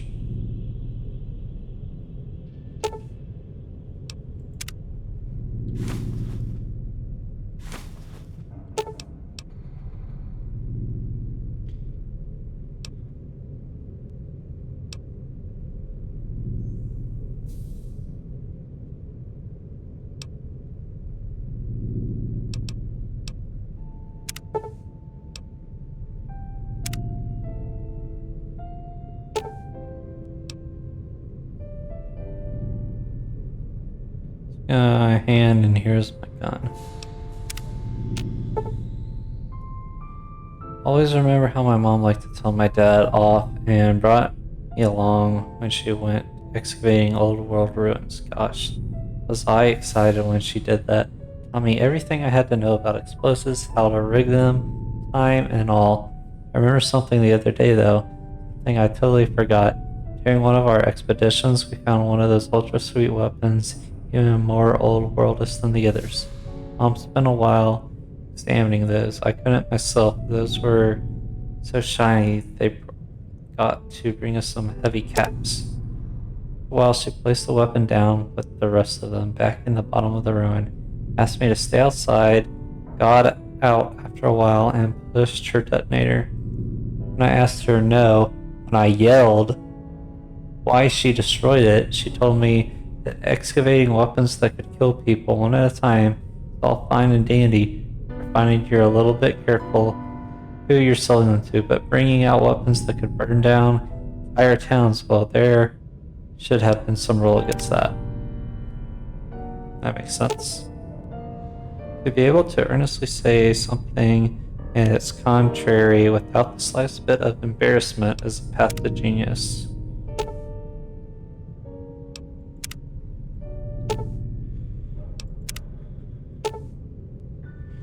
Getting tired of playing dumb. They probably imagine I couldn't write or read a single word before I came to their library. Since I've been keeping a journal since I was 7. Baking illiteracy has been the ticket for a very comfy stay, but it didn't net as much rewards as I hoped. I know they're got weapons. From what I've gathered, the access is on the southeastern corner, first floor. Secured, but it's there. I haven't succeeded in picking the lock, and there is no terminal connected to it. There's gotta be a way in. My time is running out. I'm getting sick. This place. On top of that, I saw night stalkers roaming outside not far from my cache. Maybe it's time for me to leave.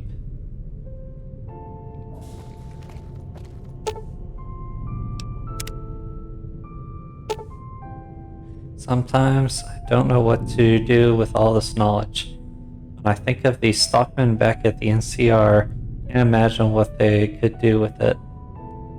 They wouldn't even care about any kind of ramification, any kind of long-term consequences.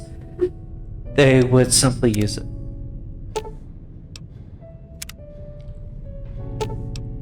The whole note is written in a very hesitant writing. I learned a lot today. Genitalia of all different sizes and flavors were all on the back of the street.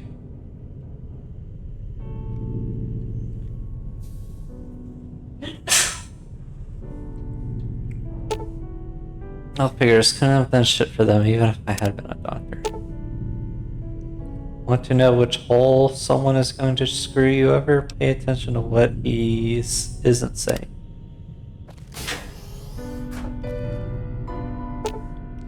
Once again, I couldn't make sense of anything that big-ass computer Arthur told me. Relatable. I still think there's some kind of pattern, some secret hidden in all of its stories. But I just don't know what it is, and I still went through every book on the encryption methods I could find to know about first. Well, at least I hid one of those strange key cards in a broken terminal there. Well, it doesn't bother me when I'm in the computer room anyways. Consider hiding more things there. Yeah, we found that card.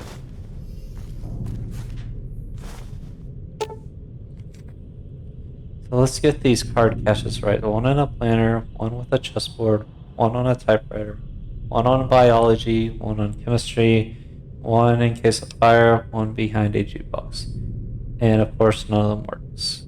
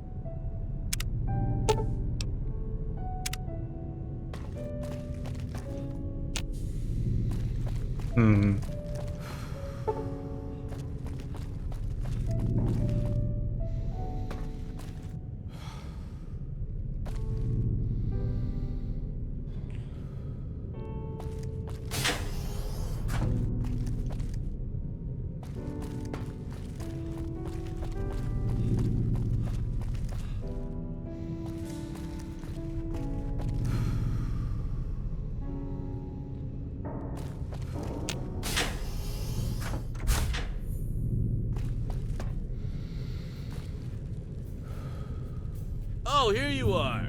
Here's a plastic bag. Put it on your head. It's the latest fashion.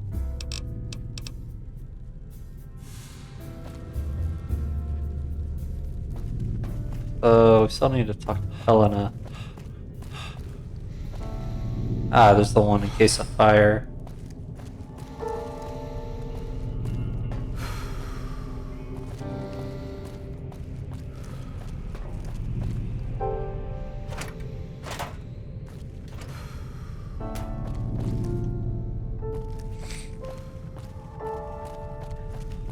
We could also tell her that we... Okay, yeah, then there's also this about... How did we not get that book earlier? How did I miss it?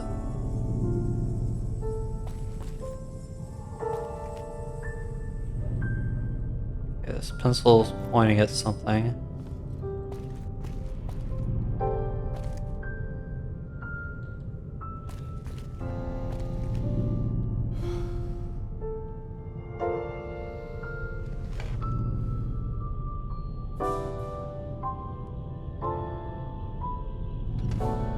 Something over this way.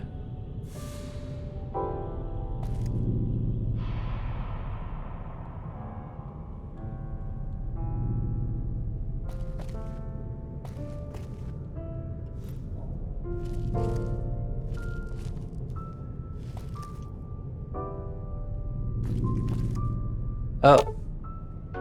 There's a piece of paper stuck behind the bookshelf. On it, two words carefully written in large Gothic letters. Before reading, pause a moment to admire great detail of adornment added to the calligraphy, the lines, the curves, angles, how they rise up along the paper before elegantly closing each sign. Whoever or whatever wrote this note obviously spent a considerable amount of time on this, and you can't imagine it being anything else than a work of love. It says, fuck you.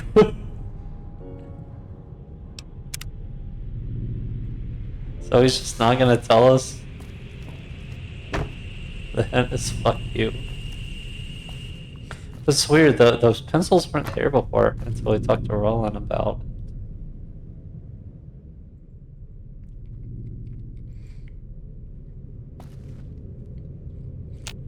Well.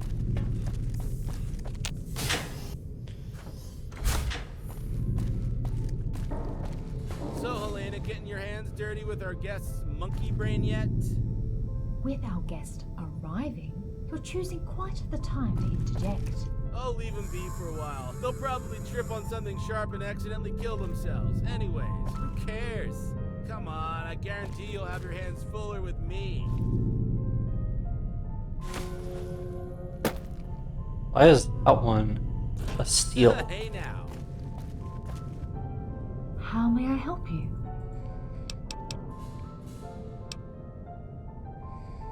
Good. What did you think of it?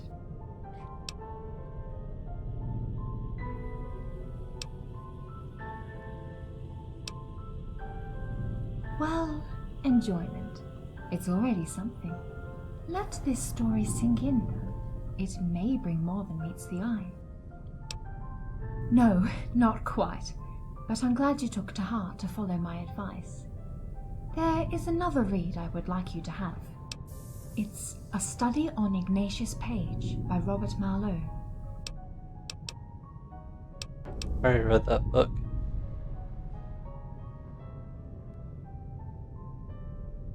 I will help you as much as I can, as long as you... Strong character.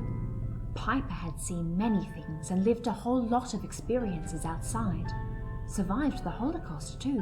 Are we talking about the nuclear holocaust? Strong character. I don't know. He never let anyone in Piper's room before you.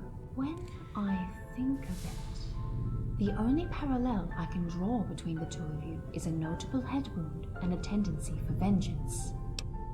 My character doesn't care about revenge. He was just trying to fulfill his contract, his delivery. He took a job and he did it. Piper had an eye patch, a bullet wound most likely. Roland may have drawn a parallel between the two of you.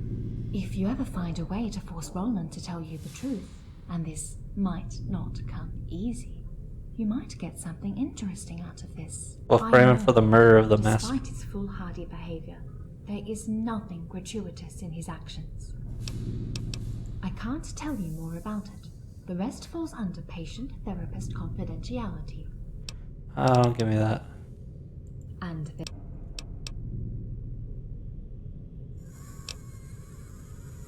I don't know if Roland would be glad to know you got it back. He hated this badge so much, he used to bump into walls, doors, bookshelves to make it fall. Don't mind me if you want to give it back to him.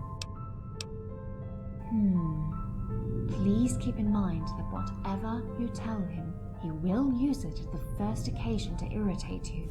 He's both clever and persistent. That said, I remember two people that managed to avert his vigorous badgering. As time went by, our master seemed more and more amused by Roland's provocations. In the end, every time Roland tried to taunt our master, he shrugged it off with a laugh. As for the other one, it was our first guest, Piper. And I could tell.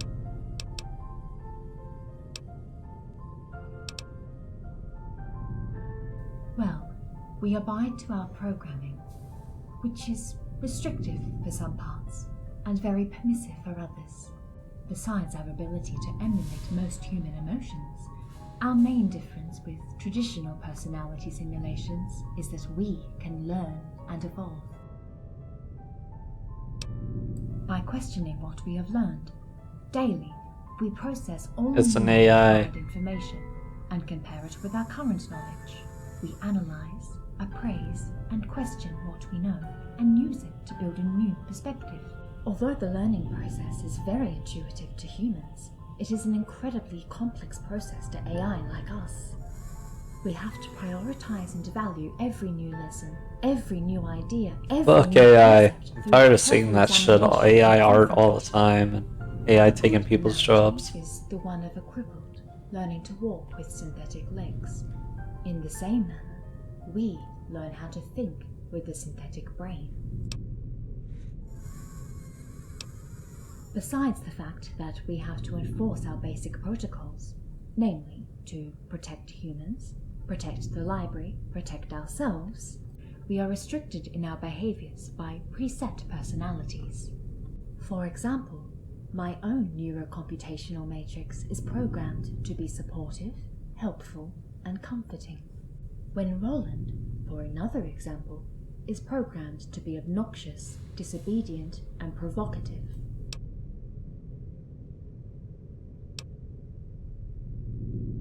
He never told us why he did so, but when we talk about it among ourselves, it is rather clear that he made us so he wouldn't feel so lonely.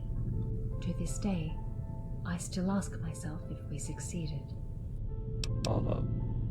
Besides the fact that we have to enforce our Protect basic humans, protect protocols, lives, we are protect restricted in our your behaviors behavior with by, preset. for example, Pull out my here own if you don't neurocomputational matrix is programmed when Okay. Roland, for another example, Yep. it's something our master called a grey area in our program. This occurrence arose once when we had to defend ourselves from a gang of slavers. They were a threat to the library, but they also were humans. Repelling them without any casualties wasn't possible. We were stuck in some kind of loop, unable to react appropriately. Our master was the one to provide the solution by directly ordering us to bypass all protocols, defend the library, and kill the invaders. Almost humans. These guys are still just the far sons from away Fallout the 4. real deal. The only goal of these programmed emotions is to give more verisimilitude to our interactions with humans. Nothing more. Acting like we feel something is not feeling. I can recite a poem with proper tone and rhythm, but not understand its emotional significance. AI has no feeling. No emotion. We all know this. AI is dumb. I really thought this would be more of like a terminal reading type of mod. But there's a lot of like voice dialogue in this, more than I was expecting for sure. I know what you're talking about. Wasn't it a great book? And no, there's no zeroth law or protocol in our program. Well, as far as I know. Oh, God, I hate it. Anyway, the only thing that can make us bypass our protocols is a direct order from our master. Yeah? Arthur is different. He is probably the one of us I can least relate to. Because all he does is Doesn't talk in like to converse with metaphors. us, and spends and all poems. his time compiling and organizing the data our master left him. Arthur, as far as his personality mind frame is concerned, is a total mystery to us. We don't even know why our master gave him one. There is one thing that struck me, though. Our masters sometimes called him Johnson by mistake. Maybe that's his son. The master is basically living through a more extreme version of the COVID quarantine. You're correct. Our master told us there was a reason why he programmed Arthur this way, but never bothered to tell us. Oh. Yes, his memory should contain every book in the library by now. If anything should happen to them, Arthur would be able to print replacements. He is So also burning in the books charge is of monitoring pointless. our maintenance vaults and dealing with the vault's technical functions. Yes, there is a simple trick. He only answers open-ended questions. Yeah? Oh, I assure you there is nothing much to know about me. I examine, I treat, I stitch. When I'm not, I try to develop my psychoanalytical skills, which is quite difficult. I treated quite my share of traumas during the last decades. Most of the time, our guests arrive in need of medical attention.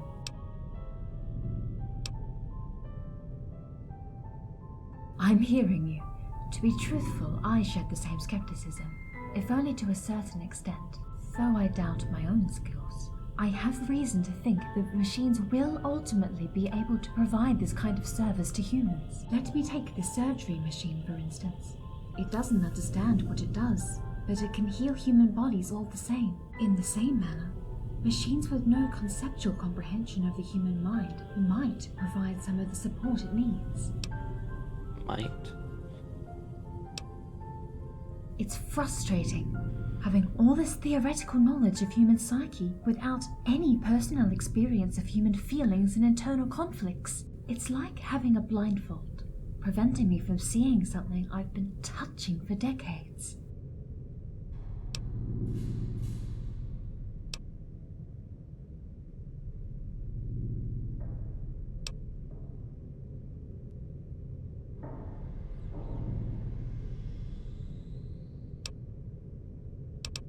How could you think otherwise? My interrogations are ridiculous. It's just as if I asked you to think exclusively in binary. Do you roll? Yeah? Any. Alright, let's get out of here.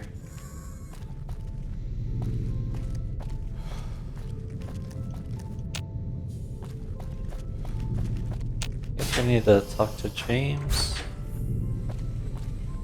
So, I didn't realize these things had like section labels. Oh, okay, biology. One for biology, and then this is the book.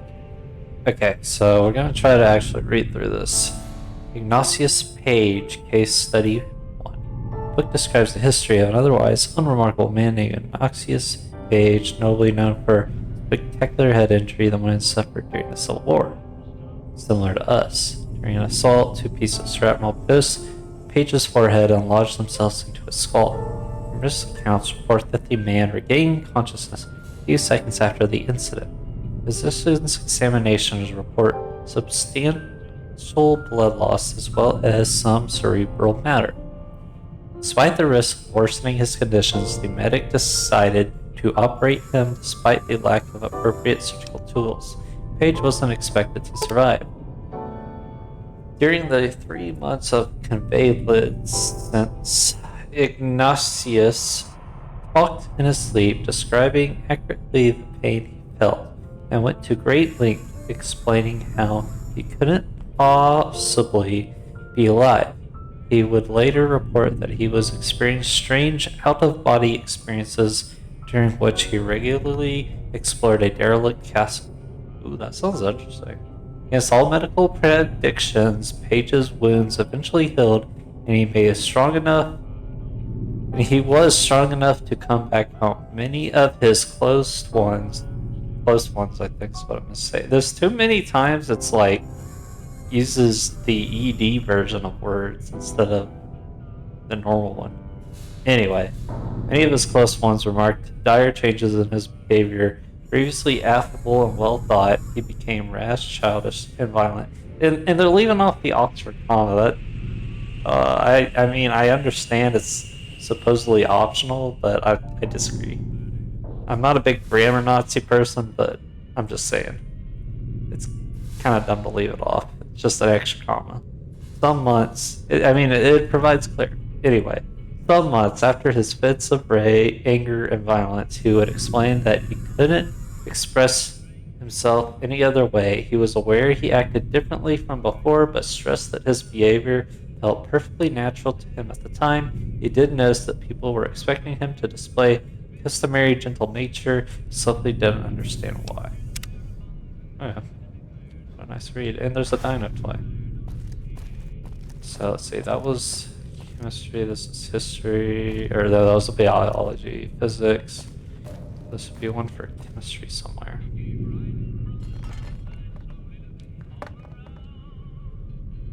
Unless we already picked it up.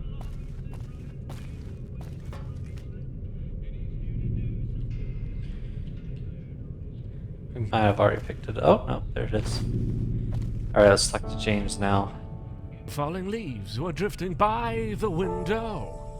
Oh, Falling autumn you're leaves. here. Sorry. I was, well, how may I assist you? I don't know. It has no meaning. Should it have one? Because if that's the case, I gotta start looking for one. Yeah?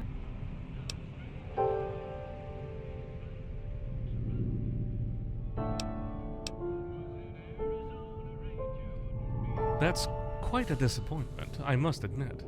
But that doesn't explain why he wanted to wreck it. Maybe there's something we missed. I hope he still managed to get something out of his time among us. Among Us. Anyway, your work is very beneficial for us. This is a small reward compared to the help you're providing. Thank you very much. This case is a little bit different than the others. This time I'll ask you to get the opinion of one of our current residents, a man named Robson. Yes, he's still with us. Given his cautious nature, it's not a surprise you haven't met him yet. He always tries to keep clear from new guests, and even from us lately. I thought he stayed here only to sate his curiosity, but given his recent behavior, I'm starting to wonder if there's anything else behind it. From what I gathered, being a ghoul is not the fairest of Oh, he's a fates. ghoul.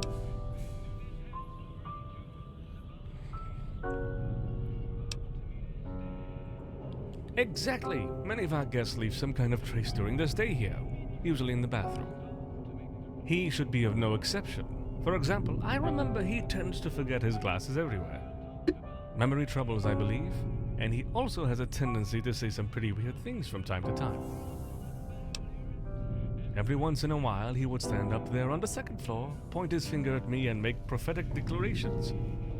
Something like, "Autumn leaves never stop falling," or "The strings are cut, but you still dance." Confusing. Good thing I cannot dream. I because think would I have understand what the second one is. But I don't get what the Autumn Leaves one is about.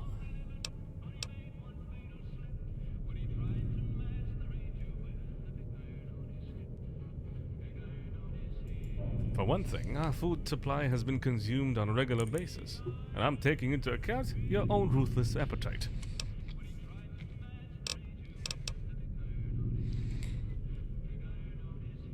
Touché!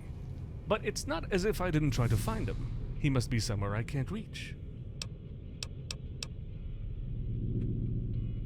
I don't know what kind of answer I can give. Does he look dangerous? No.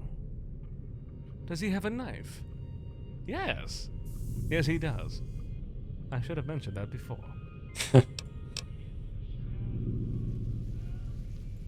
I really don't see him much. For all I know, he could be hiding in a toilet or behind some bookshelf. I really couldn't find him anywhere. I sometimes hear footsteps in the nearby corridors, though maybe one of my siblings is bound to know something, since we don't have feet. It is kind of suspicious.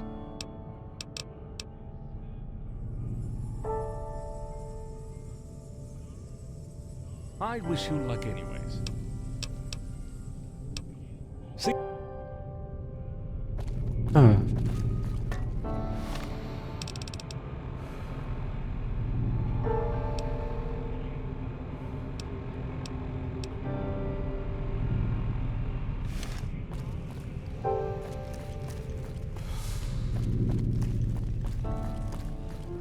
We're gonna convince Roland to give up.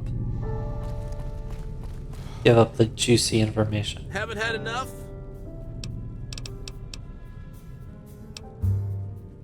No, dickbag. You care to explain? Why'd you lie to your BFF, Rollo? Did you really think I was oblivious to the fact that you surface inbreds use caps for money?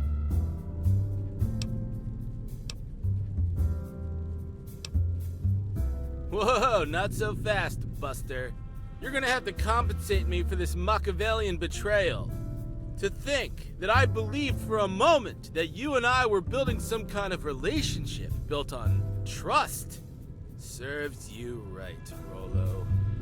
You're gonna have to bring me 2 weapon repair kits now, and in my infinite kindness, tell you where you can start your search. Man, fuck you. Just so you know, if you hadn't lied to me, I wouldn't have asked of you anything in exchange for the hint, because I was starting to like you.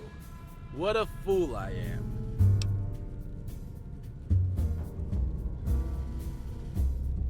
Well, I have a loose cannon to fix, if you know what I mean. Only a quality wrench set will do. I'm not letting some greasy-ass maintenance bot touch my cannons. Are you out of your fucking mind? It's a private thing, you know. Oh, okay.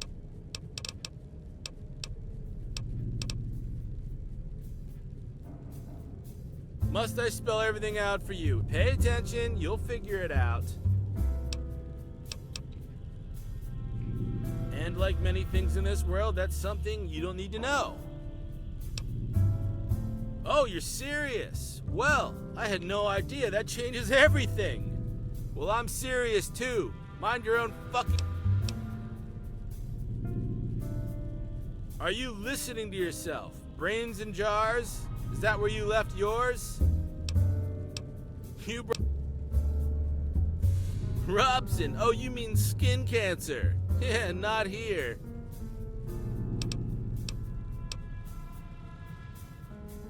No, actually, the other way around, pal. It's important that you don't. Hey, man, if you can't joke about things like that, you'll go crazy. Crazy. At last. Now get lost. You're shedding your filthy skin cells all over the place.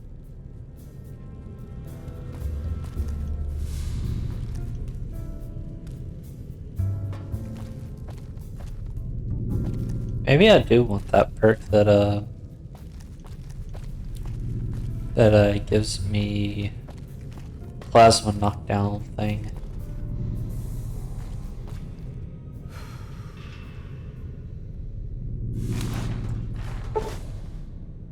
Something wrong with the syringe. First of all, you're pretty sure it wasn't here before. Then you pick it up, you notice that there is some small amount of medics dripping from the otherwise bloody tip. Maybe Helena knows something about it. And there's a guitar. I'm pretty sure that guitar wasn't there either yet.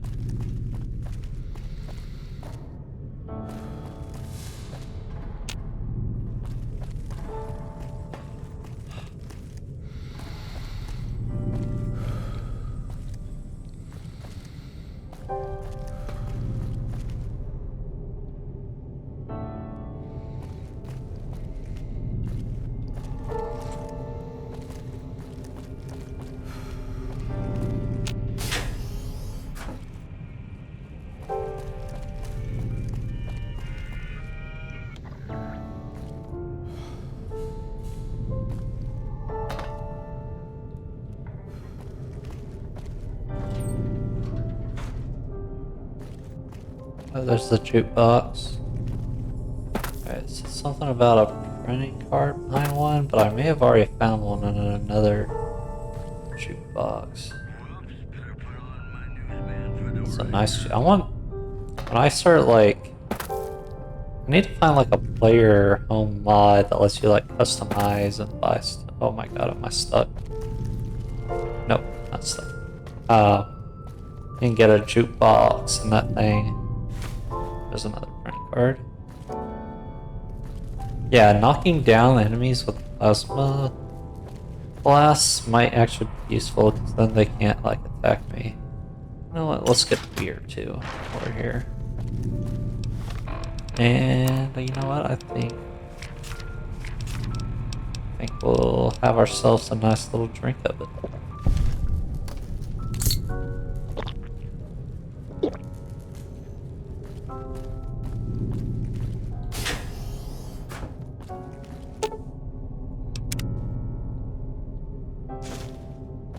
Damn, finding all of these things.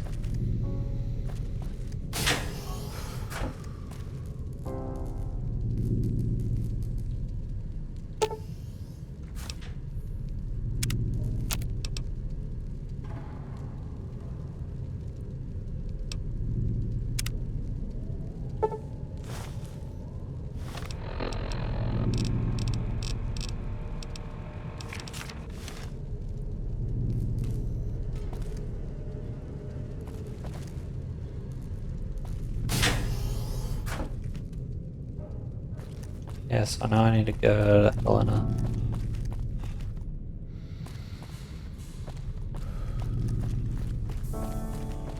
To the clinic.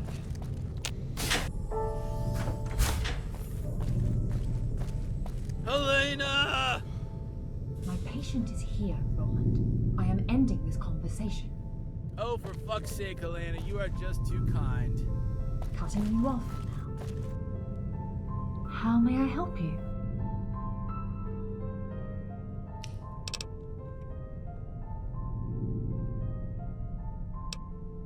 What did you make of it?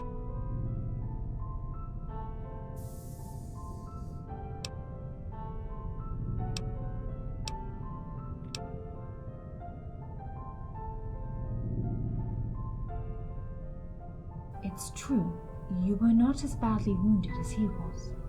Do you think it's reason enough not to be worried? Have you changed since your accident? Are you more yourself now than you were before? And if yes, will your current actions help you find yourself? All of these are questions you will have to answer eventually. Even before I was ready to question myself now.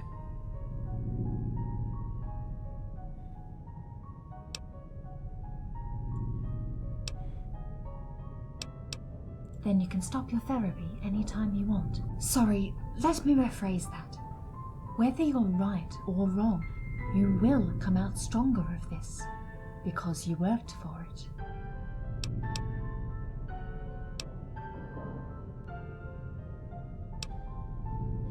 You're free to stop whenever you want, though I'd still warrant one last read. I believe you will find this last book in your room. But How I'm may I not help done. you?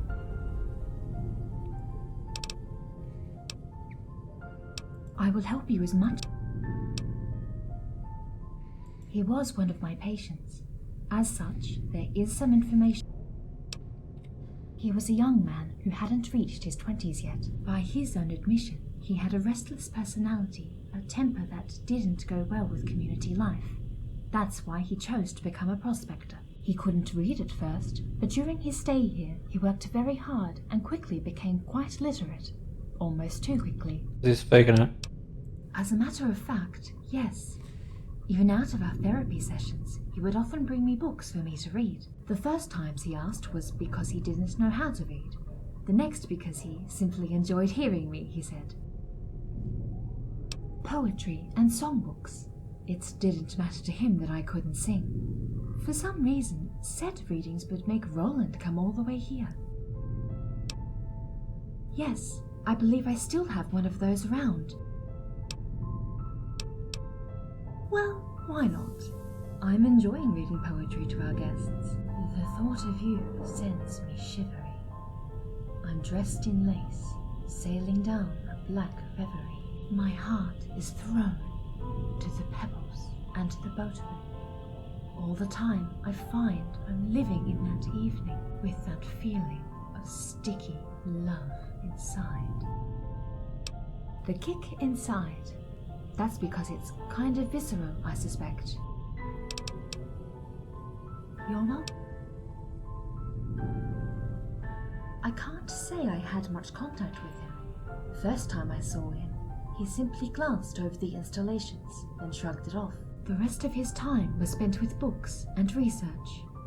If I'm not mistaken, he left some of his notes in the classroom.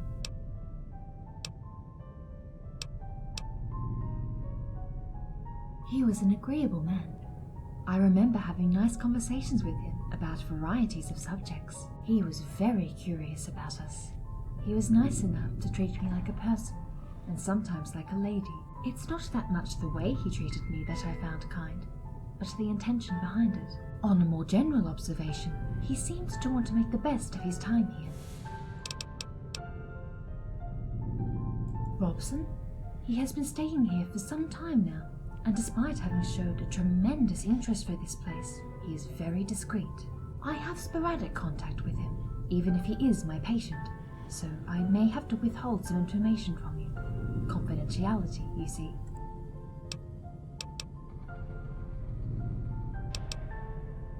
I believe that before he came here, he earned his life as a musician.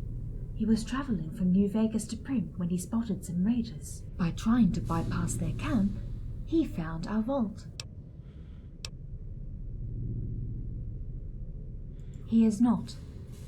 All I can tell you is that there are moments where he is not much himself. He is not dangerous. Double personality?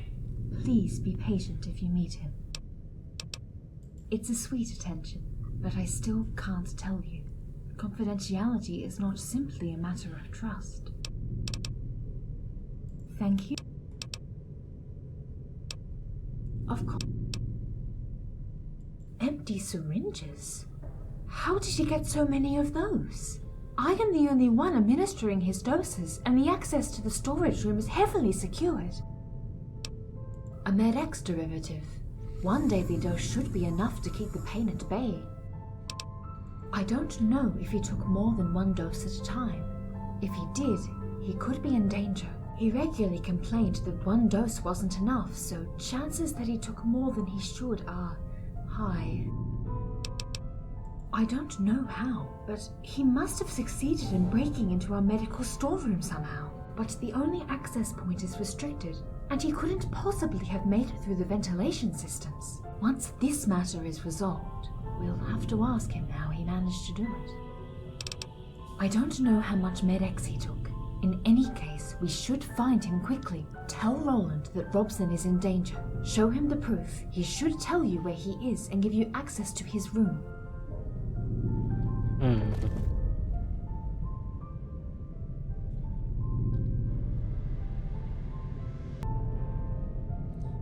Alright, so let's go talk to Roland and get the key.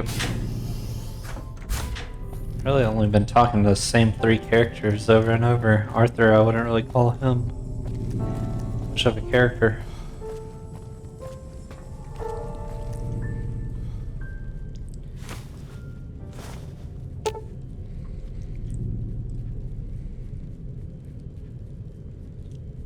I understand why you're pushing me to read this, and it's very like you.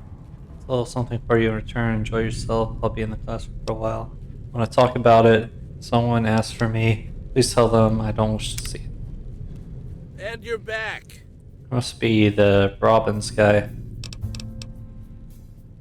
Yeah, Helena told me on the interphone the guy's in room number 2. If you're gonna go help him, you better take this key and hurry the hell up.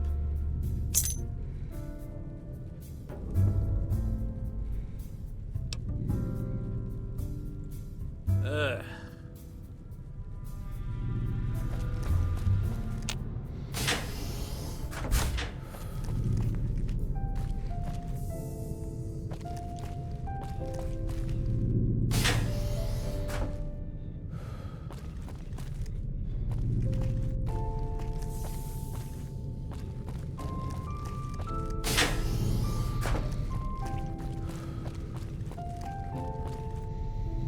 An A. Oh, number 5. So where's the room number 2? 8. 7.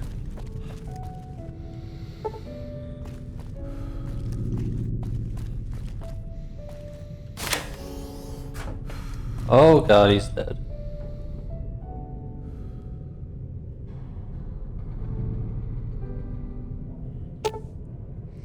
Someone came in yesterday, a mercenary traveler or raider, I don't know. The stranger reeks of the outside world, violence, and I can't bring myself to face him or her.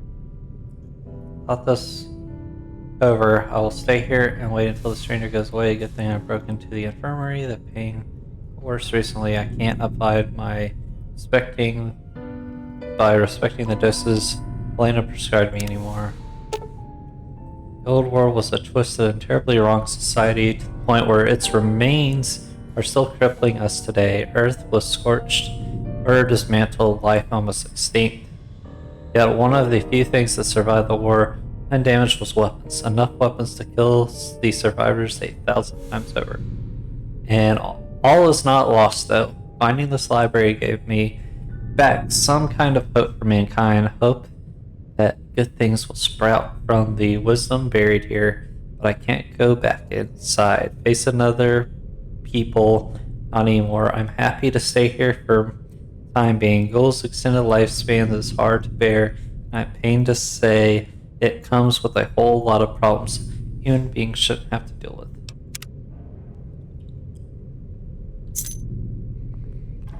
So I got a detonator now.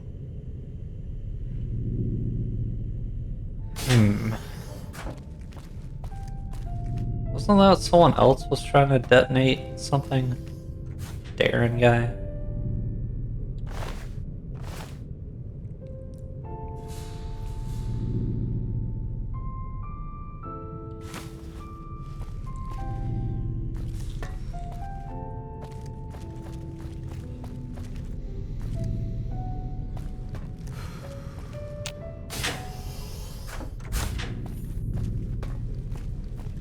So how is the fucker? What? Holy shit, man. You couldn't have found him sooner? What did you do? Bro, you didn't give me the key. Yeah, that's right, bitch.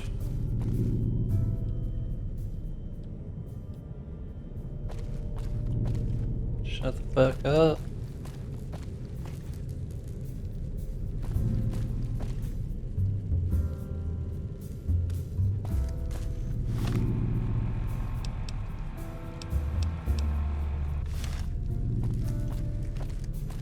Back again. Oh, this is gonna be because he specifically asked that I couldn't tell anyone where he was or give the key to anyone. Okay, That pal? actually makes sense. Following orders. Robots On top of that, Helena told me to be nice to that anxious little turd, so I did. She feared he would snap under too much stress and totally lose his shit, so going against every dumb line of code in me, I proverbially shut my mouth and acted in the least disruptive manner possible. You know, you humans nearly wiped yourselves out with this cunty moral superiority, and here you are, still at it.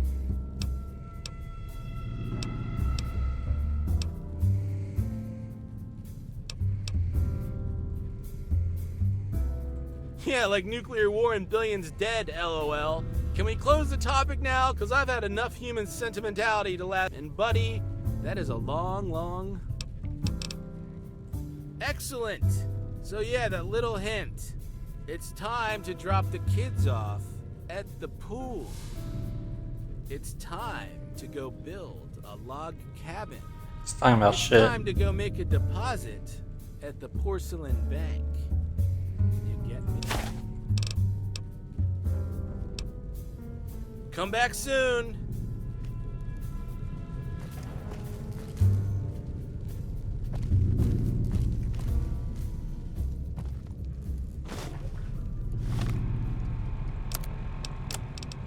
Good. Now we both know just how low you're ready to go for some money. Now let's see how high you can get. I can't believe you took my repair kits. Those shits are expensive, dog. Back for more. We can do.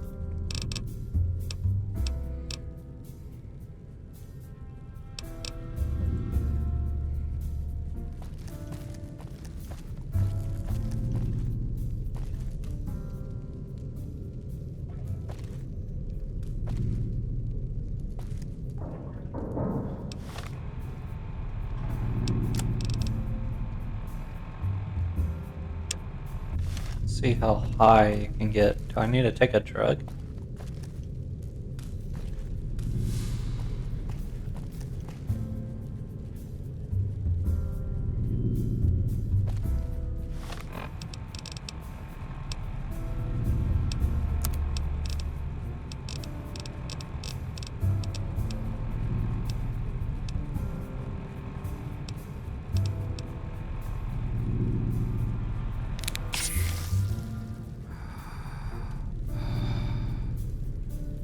Back for more? Remember, I don't...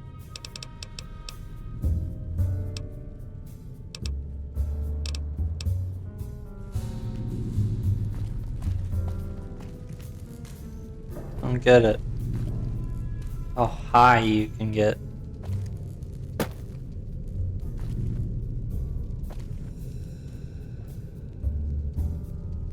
Look up or...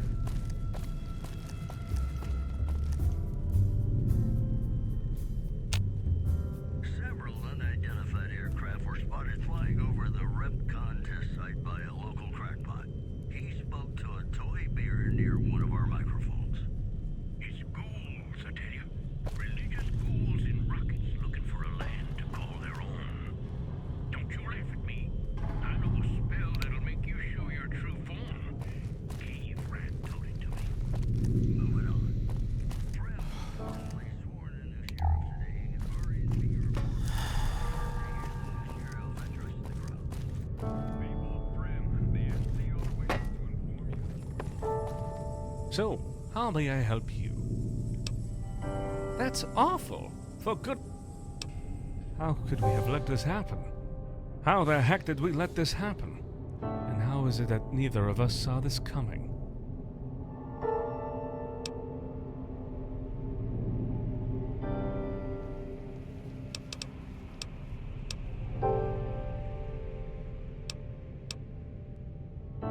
That's a pretty cold thing to say, but I guess living in the wasteland gets you all tough about such issues.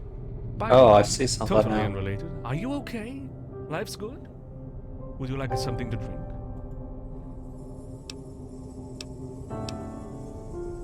Right to the point. Here, take this. I have another favor to ask of you, if you're still interested.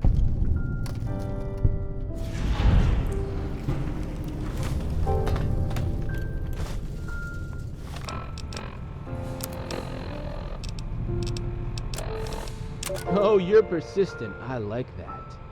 There's a key to the laundry room somewhere in the world. Hopefully you'll find it. It's a small world, after all. Small world after all, like a globe?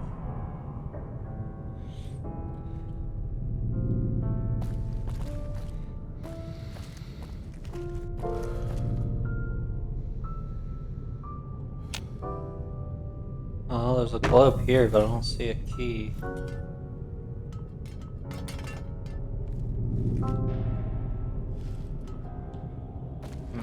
Maybe something in the classroom?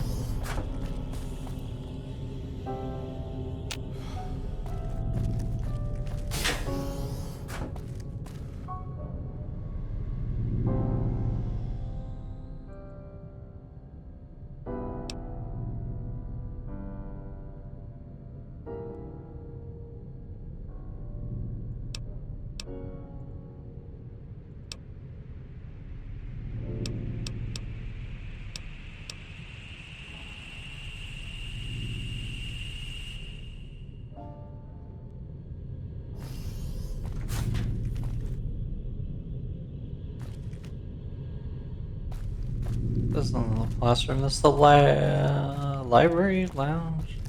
No.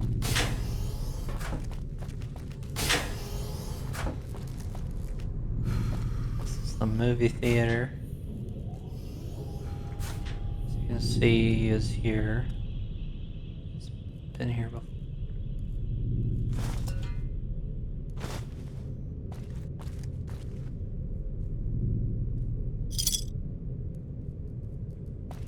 This better be all worth it when I get all those caps.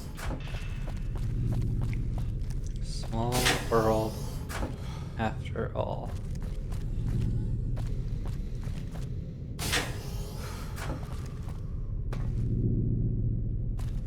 Classroom was up this way.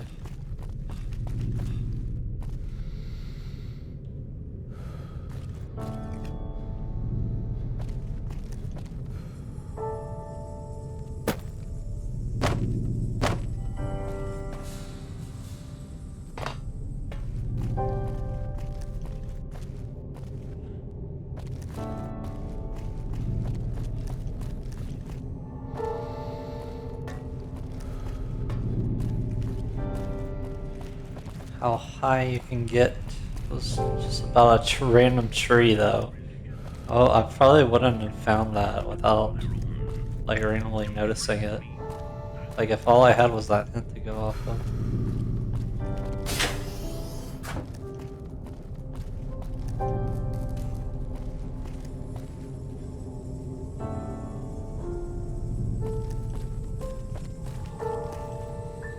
Traders from California are being turned away from Mojave Outpost where the NCR is concerned about dangerous bunkers on Highway I-15. Mojave. Door right is Back for more? Remember, I don't. reminding us of those times when you absolutely have to kiss the person you love. Someone's gotta give.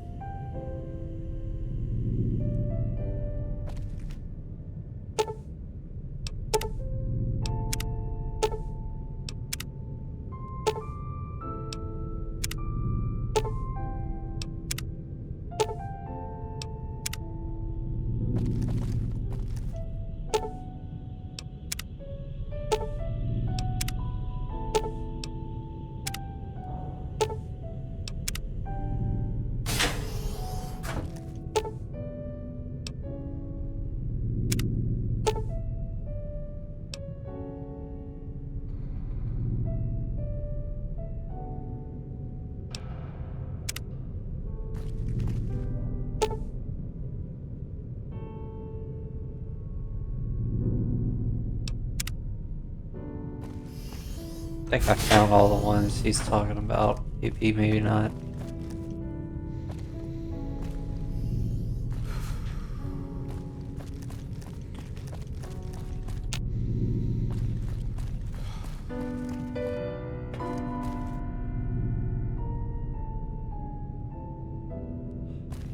We're almost mine again.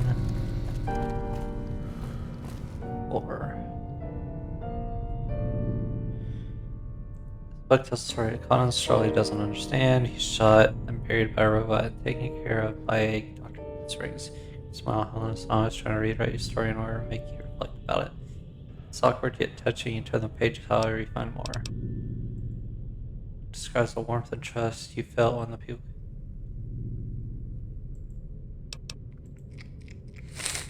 That was the NCR take care.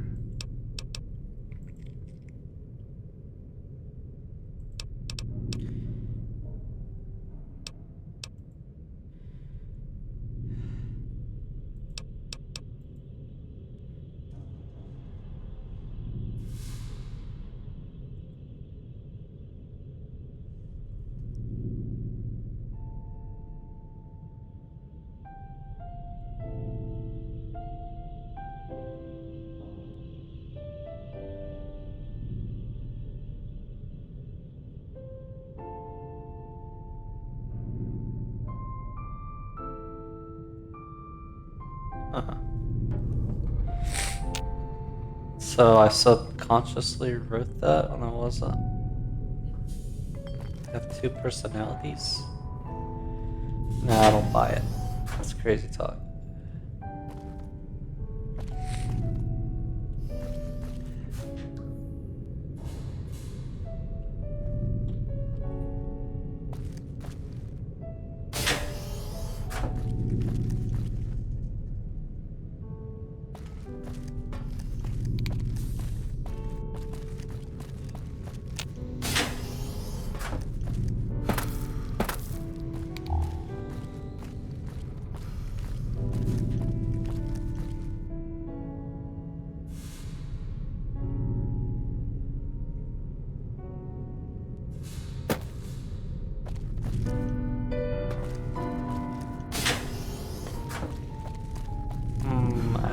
where the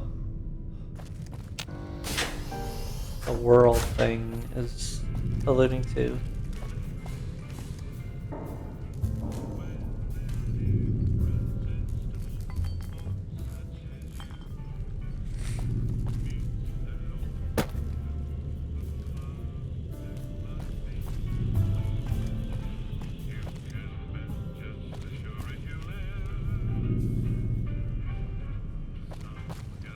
I don't know if I ever got the one behind a jukebox, but I would have to get that out later.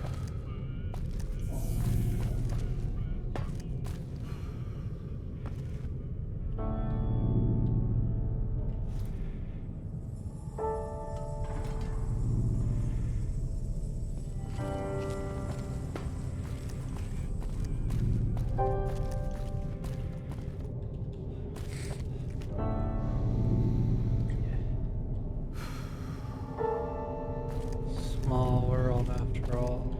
What does that mean?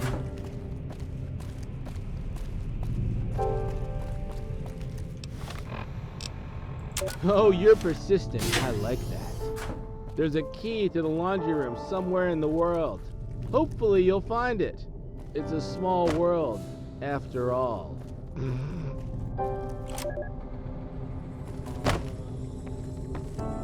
That is not a hint. Not a good one.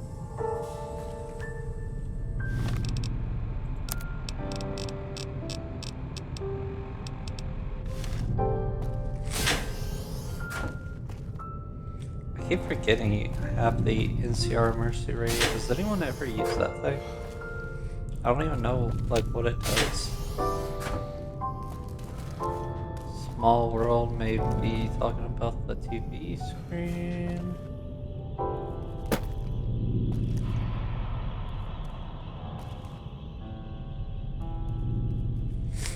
That one's gonna bother me for a while.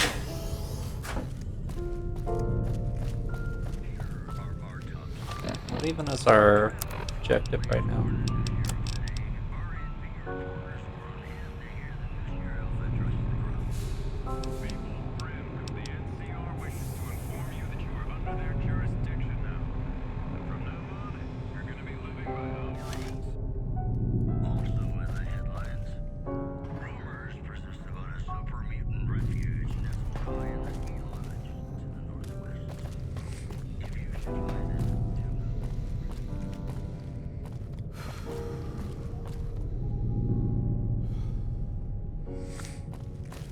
How did a pool ball get here?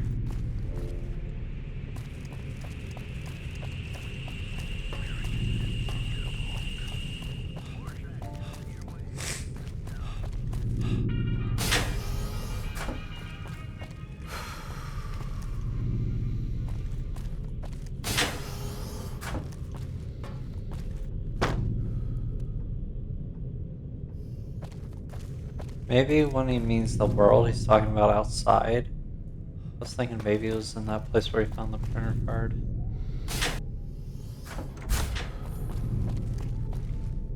It's terrible what happened.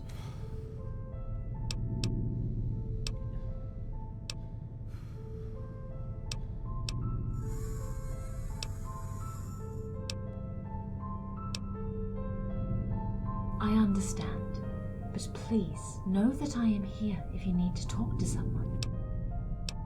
I'm sure you have. When you were asleep during your examination, you began talking on your own. You told me the rest of your story, Goodsprings and the rest. A part of your subconscious clearly felt the need to express these memories. So I recorded it until I figured out how to help you.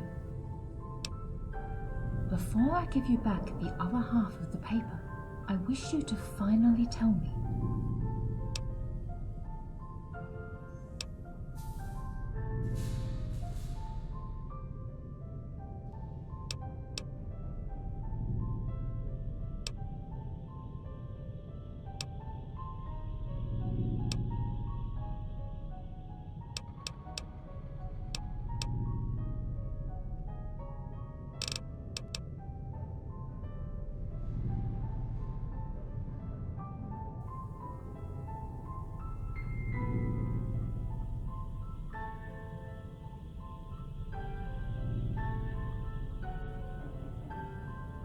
Do you understand now?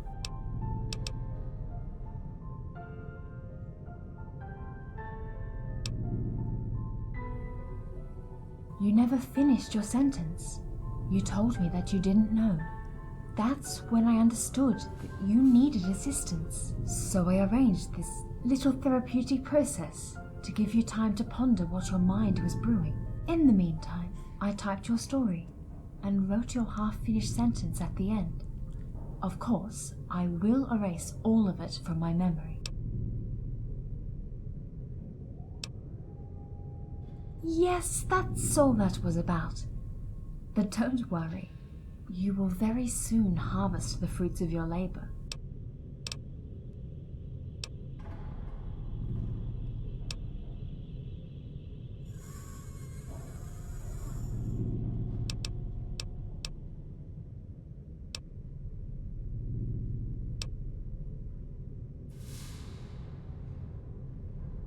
I'm confident you will see the good in time. Be assured, I will still be here if you need any What a further twist. help. Why would I? Your reasons, your choices, your trials are yours only. I'm here to help people heal themselves, not pass judgment on their decisions. Please come again. What was this perk we got? How did it help?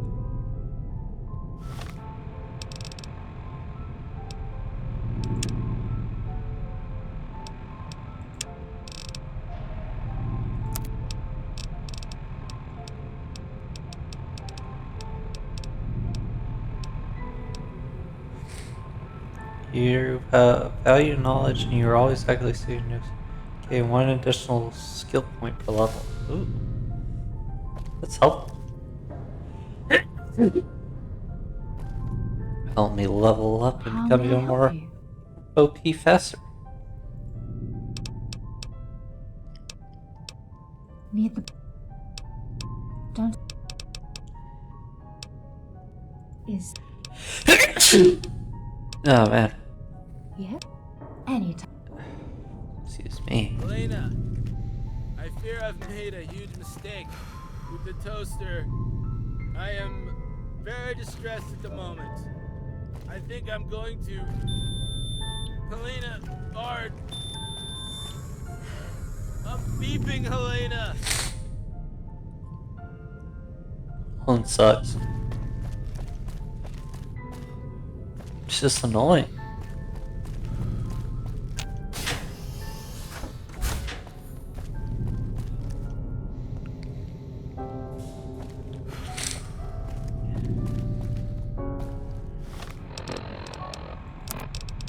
So what am I trying to do again?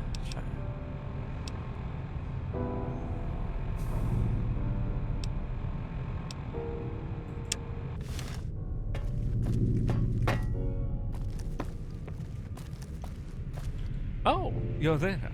I was just reading a book about reincarnation. I don't think I'll ever wondered what will happen to you.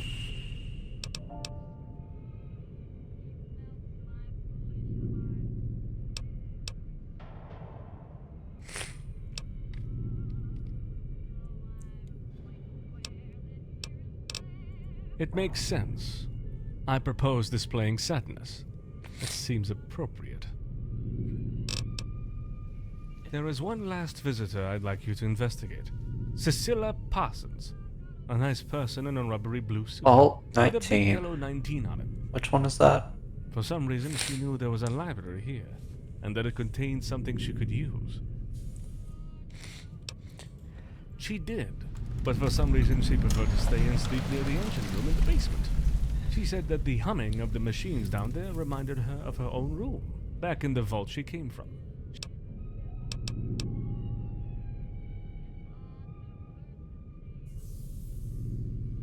She told us her vault suffered from ventilation problems.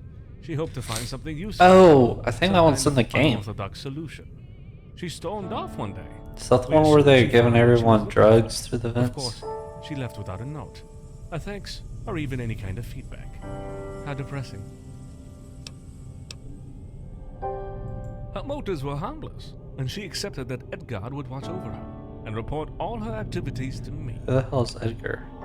Take this key to the engine room. I found some of her personal belongings downstairs, but I couldn't make any use of it. By the way, if you go there, I have to warn you about my last sibling, Edgar. He's living below, and he is, how can I put this? A little deranged.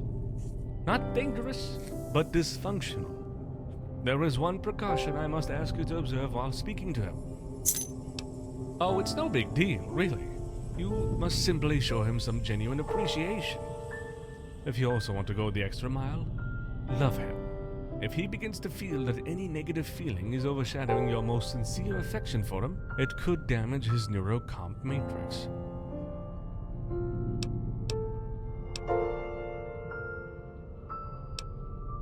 He is our master's last creation. For a time, he did what was expected of him. That is to say, provide overwhelmingly positive moral support. He provided encouragement around and helped people pick themselves up. Until one day he just broke. He Getting stopped real remembering tired of what these our stupid master robots. asked him to do, and began throwing insults around. Our master tried to repair his code several times, but each time it happened, Edgar seemed to become more and more dysfunctional. He eventually stopped forgetting, only to develop an unproductive, distressing, and pathological... Is he? I don't know. That's the first time I see Edgar this way. Perhaps something happened between those three. It quickly came to our attention that Edgar had a distressing influence over our guests.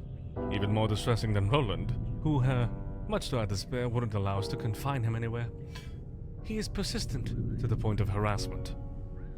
Besides, by speaking with guests, he is also a danger to himself. It is a matter of feedback. You already know we are adjusting our behavior depending on our surroundings and experience, right? Depending on our past experiences, we try to understand what is happening around us and how to best adapt to outsiders. In Edgar's case, the whole process is out of balance. If he perceives any negative feedback about his behavior, he'll conclude that his whole matrix is corrupted and will try to erase it. Yet he can't. He is forbidden to do it, so he gets stuck in loops, bugs, and often falls into a state akin to human depression. God. Yeah. Take by the... Not...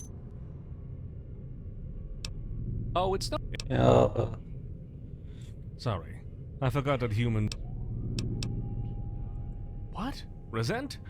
No. I was just making an observation. Try to remind my... Maybe I sound... Alright, so one thing I want to try.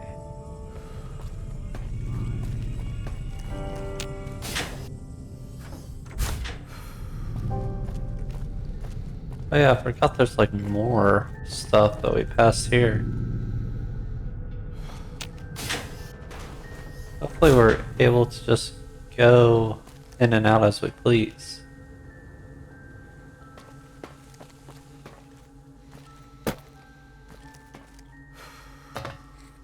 I have no idea what time of day it is outside. It looks like it's bright.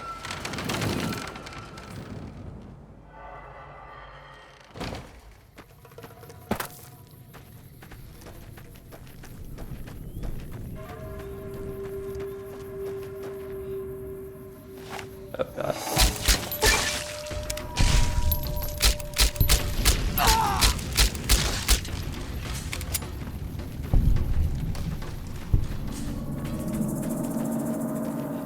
Oh, there was something. Oh my god.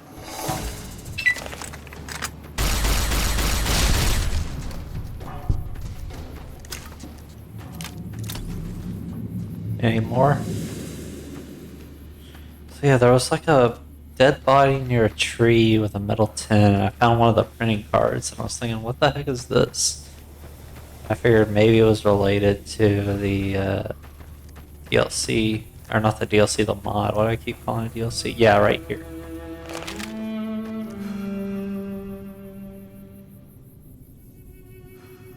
Okay, well, there's no key there. So much for that.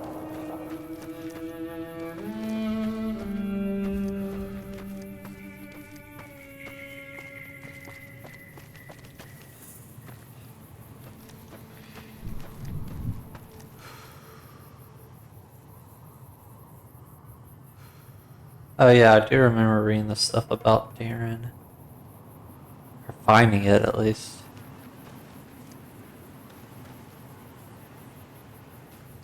It's like a blood trail?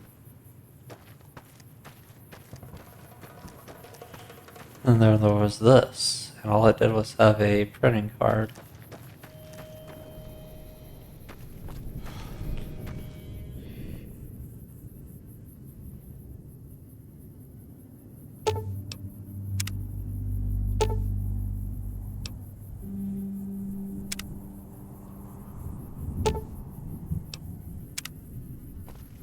Whatever, we'll try to figure that out later. Small world.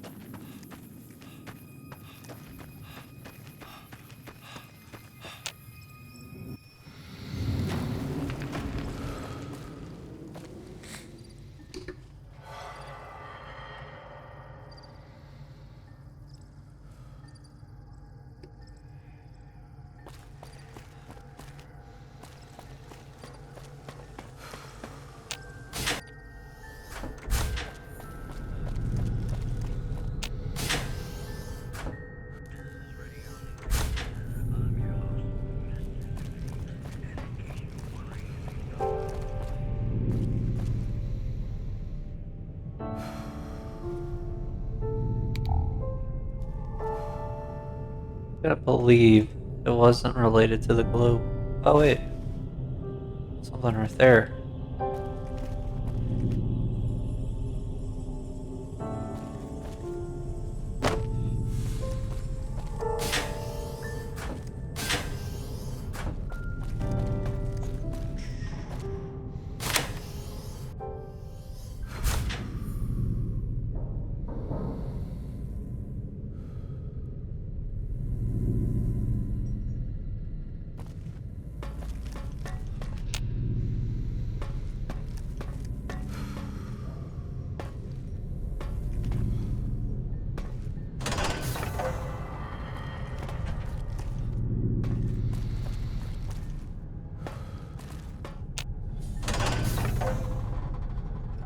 What in the world is this?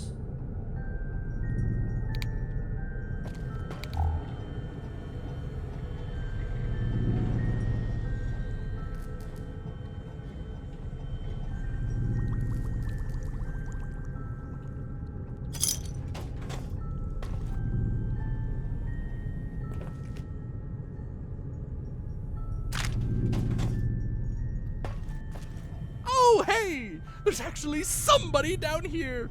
Have you come to see me? Come on, Why is he sit just anywhere blurred you out like that? You and I are gonna have fun! Cecilia, of course! Good old Cecilia. She and I go way back. We had a thing, you know. She liked me very much. Just there in the room in the back. She liked to be close to me. She had some kind of a notebook, as well as a Pip-Boy. I offered to record her comments and observations on my own memory unit, but she refused. I still recorded her, though. Yes, I did it once just to show her how high fidelity I could reproduce her voice. Here it is. Darn, why are those vents locked this way? No keyhole, no card reader? This kind of security is off the charts. Hey, did the maintenance bot just unlock one of those? Was it some kind of radio wave signal? Edgar, wait, are you recording? So, what do you think? I don't understand. Frankly, who do you think is more attractive? Me or him? I mean, look at my chassis, man! And my robust stature! Pesto structure. And that smooth gaze in my sensors. There's all the tenderness of the world in my sensors. Just look at them! Crazy, buddy. As for the maintenance bot, he's nice and all, but you can't compare me and him. He doesn't look like anything. Except some kind of floating octopus. Yeah, fuck Mr. Anthony. Say you. Nice. See, when you're first class like me, you must avoid getting complacent with yourself. To stay on the top, always challenge yourself. Very much. It got to the point where I was like going straight up to her while she was working, talking about very intense topics, and she would get totally absorbed in what I told her. She was like, yeah, I like you too, Edgar, all the time. She was pretty smitten, huh?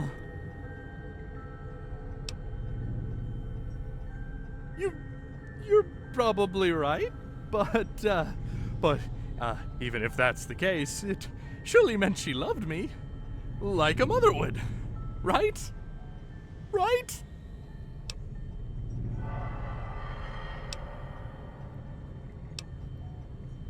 I don't understand. What does that mean? What? Does that also mean you don't love me?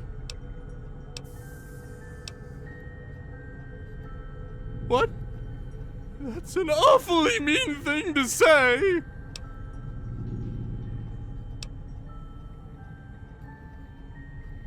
Stop it!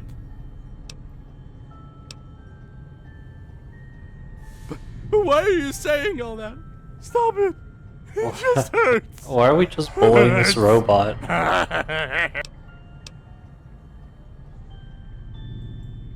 That is so— Oh my god, my emotional processors are overheating! Fire's reaching my fission batteries! I'm gonna Whoa, what the fuck?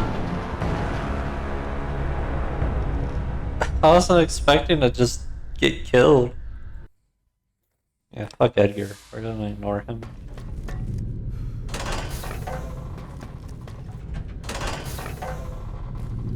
Ah, here we go, here we go.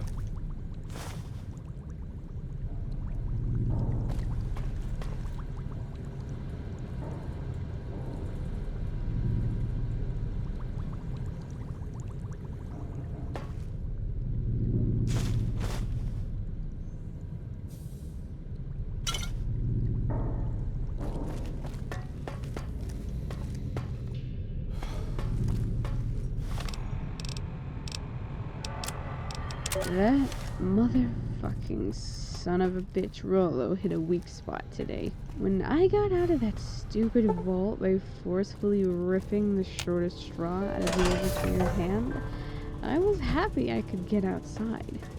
But the fact that they were all even happier to play along and see me off, that pisses me off.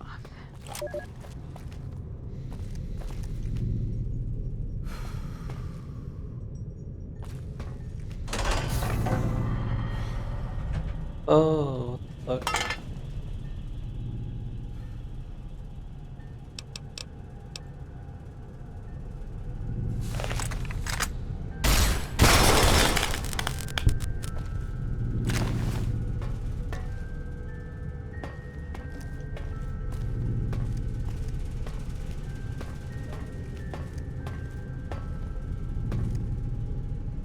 Hope there aren't any lasting consequences of that. We gotta fuck this stupid Rolo again. Oh, hey! There's actually— Come on.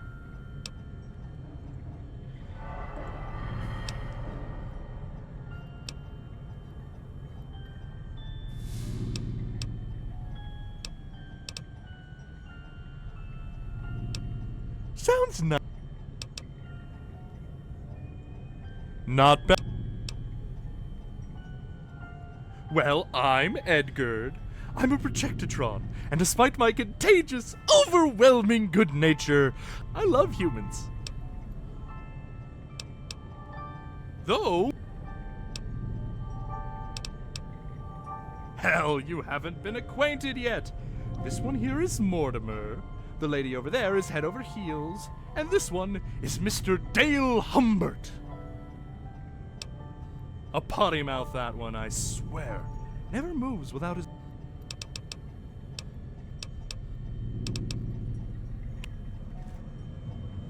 Yeah, just tell me about the woman. I'm ready to get out of here. You're back! I've got the endorphin rushes you'll get will provoke so many. Cecilia! She had some kind.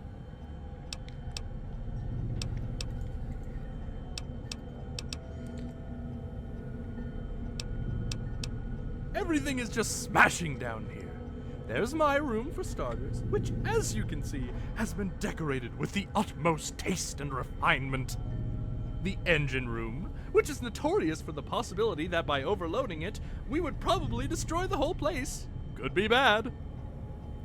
And finally, the incredible maintenance workshop, where our master would do amazing things, like create sentient playing with nature's principles for kicks and opening up our guts to do wondrous. The room is undoubtedly the most awesome place in the world, but I don't like it very much at all. Is it? Probably. But anyway, only James and the maintenance bot are authorized to enter it. A strange. No, ever. Nothing, except for some spare parts and the maintenance bot's remaining bodies. Those who haven't exploded in the assault, that is. Yeah, I tend to forget. You weren't there. That was some kind of awesome underground fireworks. Maintenance bots went boom! The slavers went also boom! And their bowels went shazoom all over the place. From what I understand, those slavers were going to make this library their crib. They weren't much into books, more into booze and cannons. They imprisoned our master down here, right there with me. Sweet! They thought they might need him to open some doors in the library. They had their fun for a few days, getting hammered, binge eating, barfing on the occasion. After a while, their leader came to visit our master. He had several books with him, some of ours and one that I never saw before. They talked for a while, then my master yelled, then the slaver laughed, then he left. Soon after, our master managed to sneak a word to the maintenance bot. He ordered him to make himself overload and blow each slaver up to the... If there were any survivors, the rest of us were to shoot them on sight.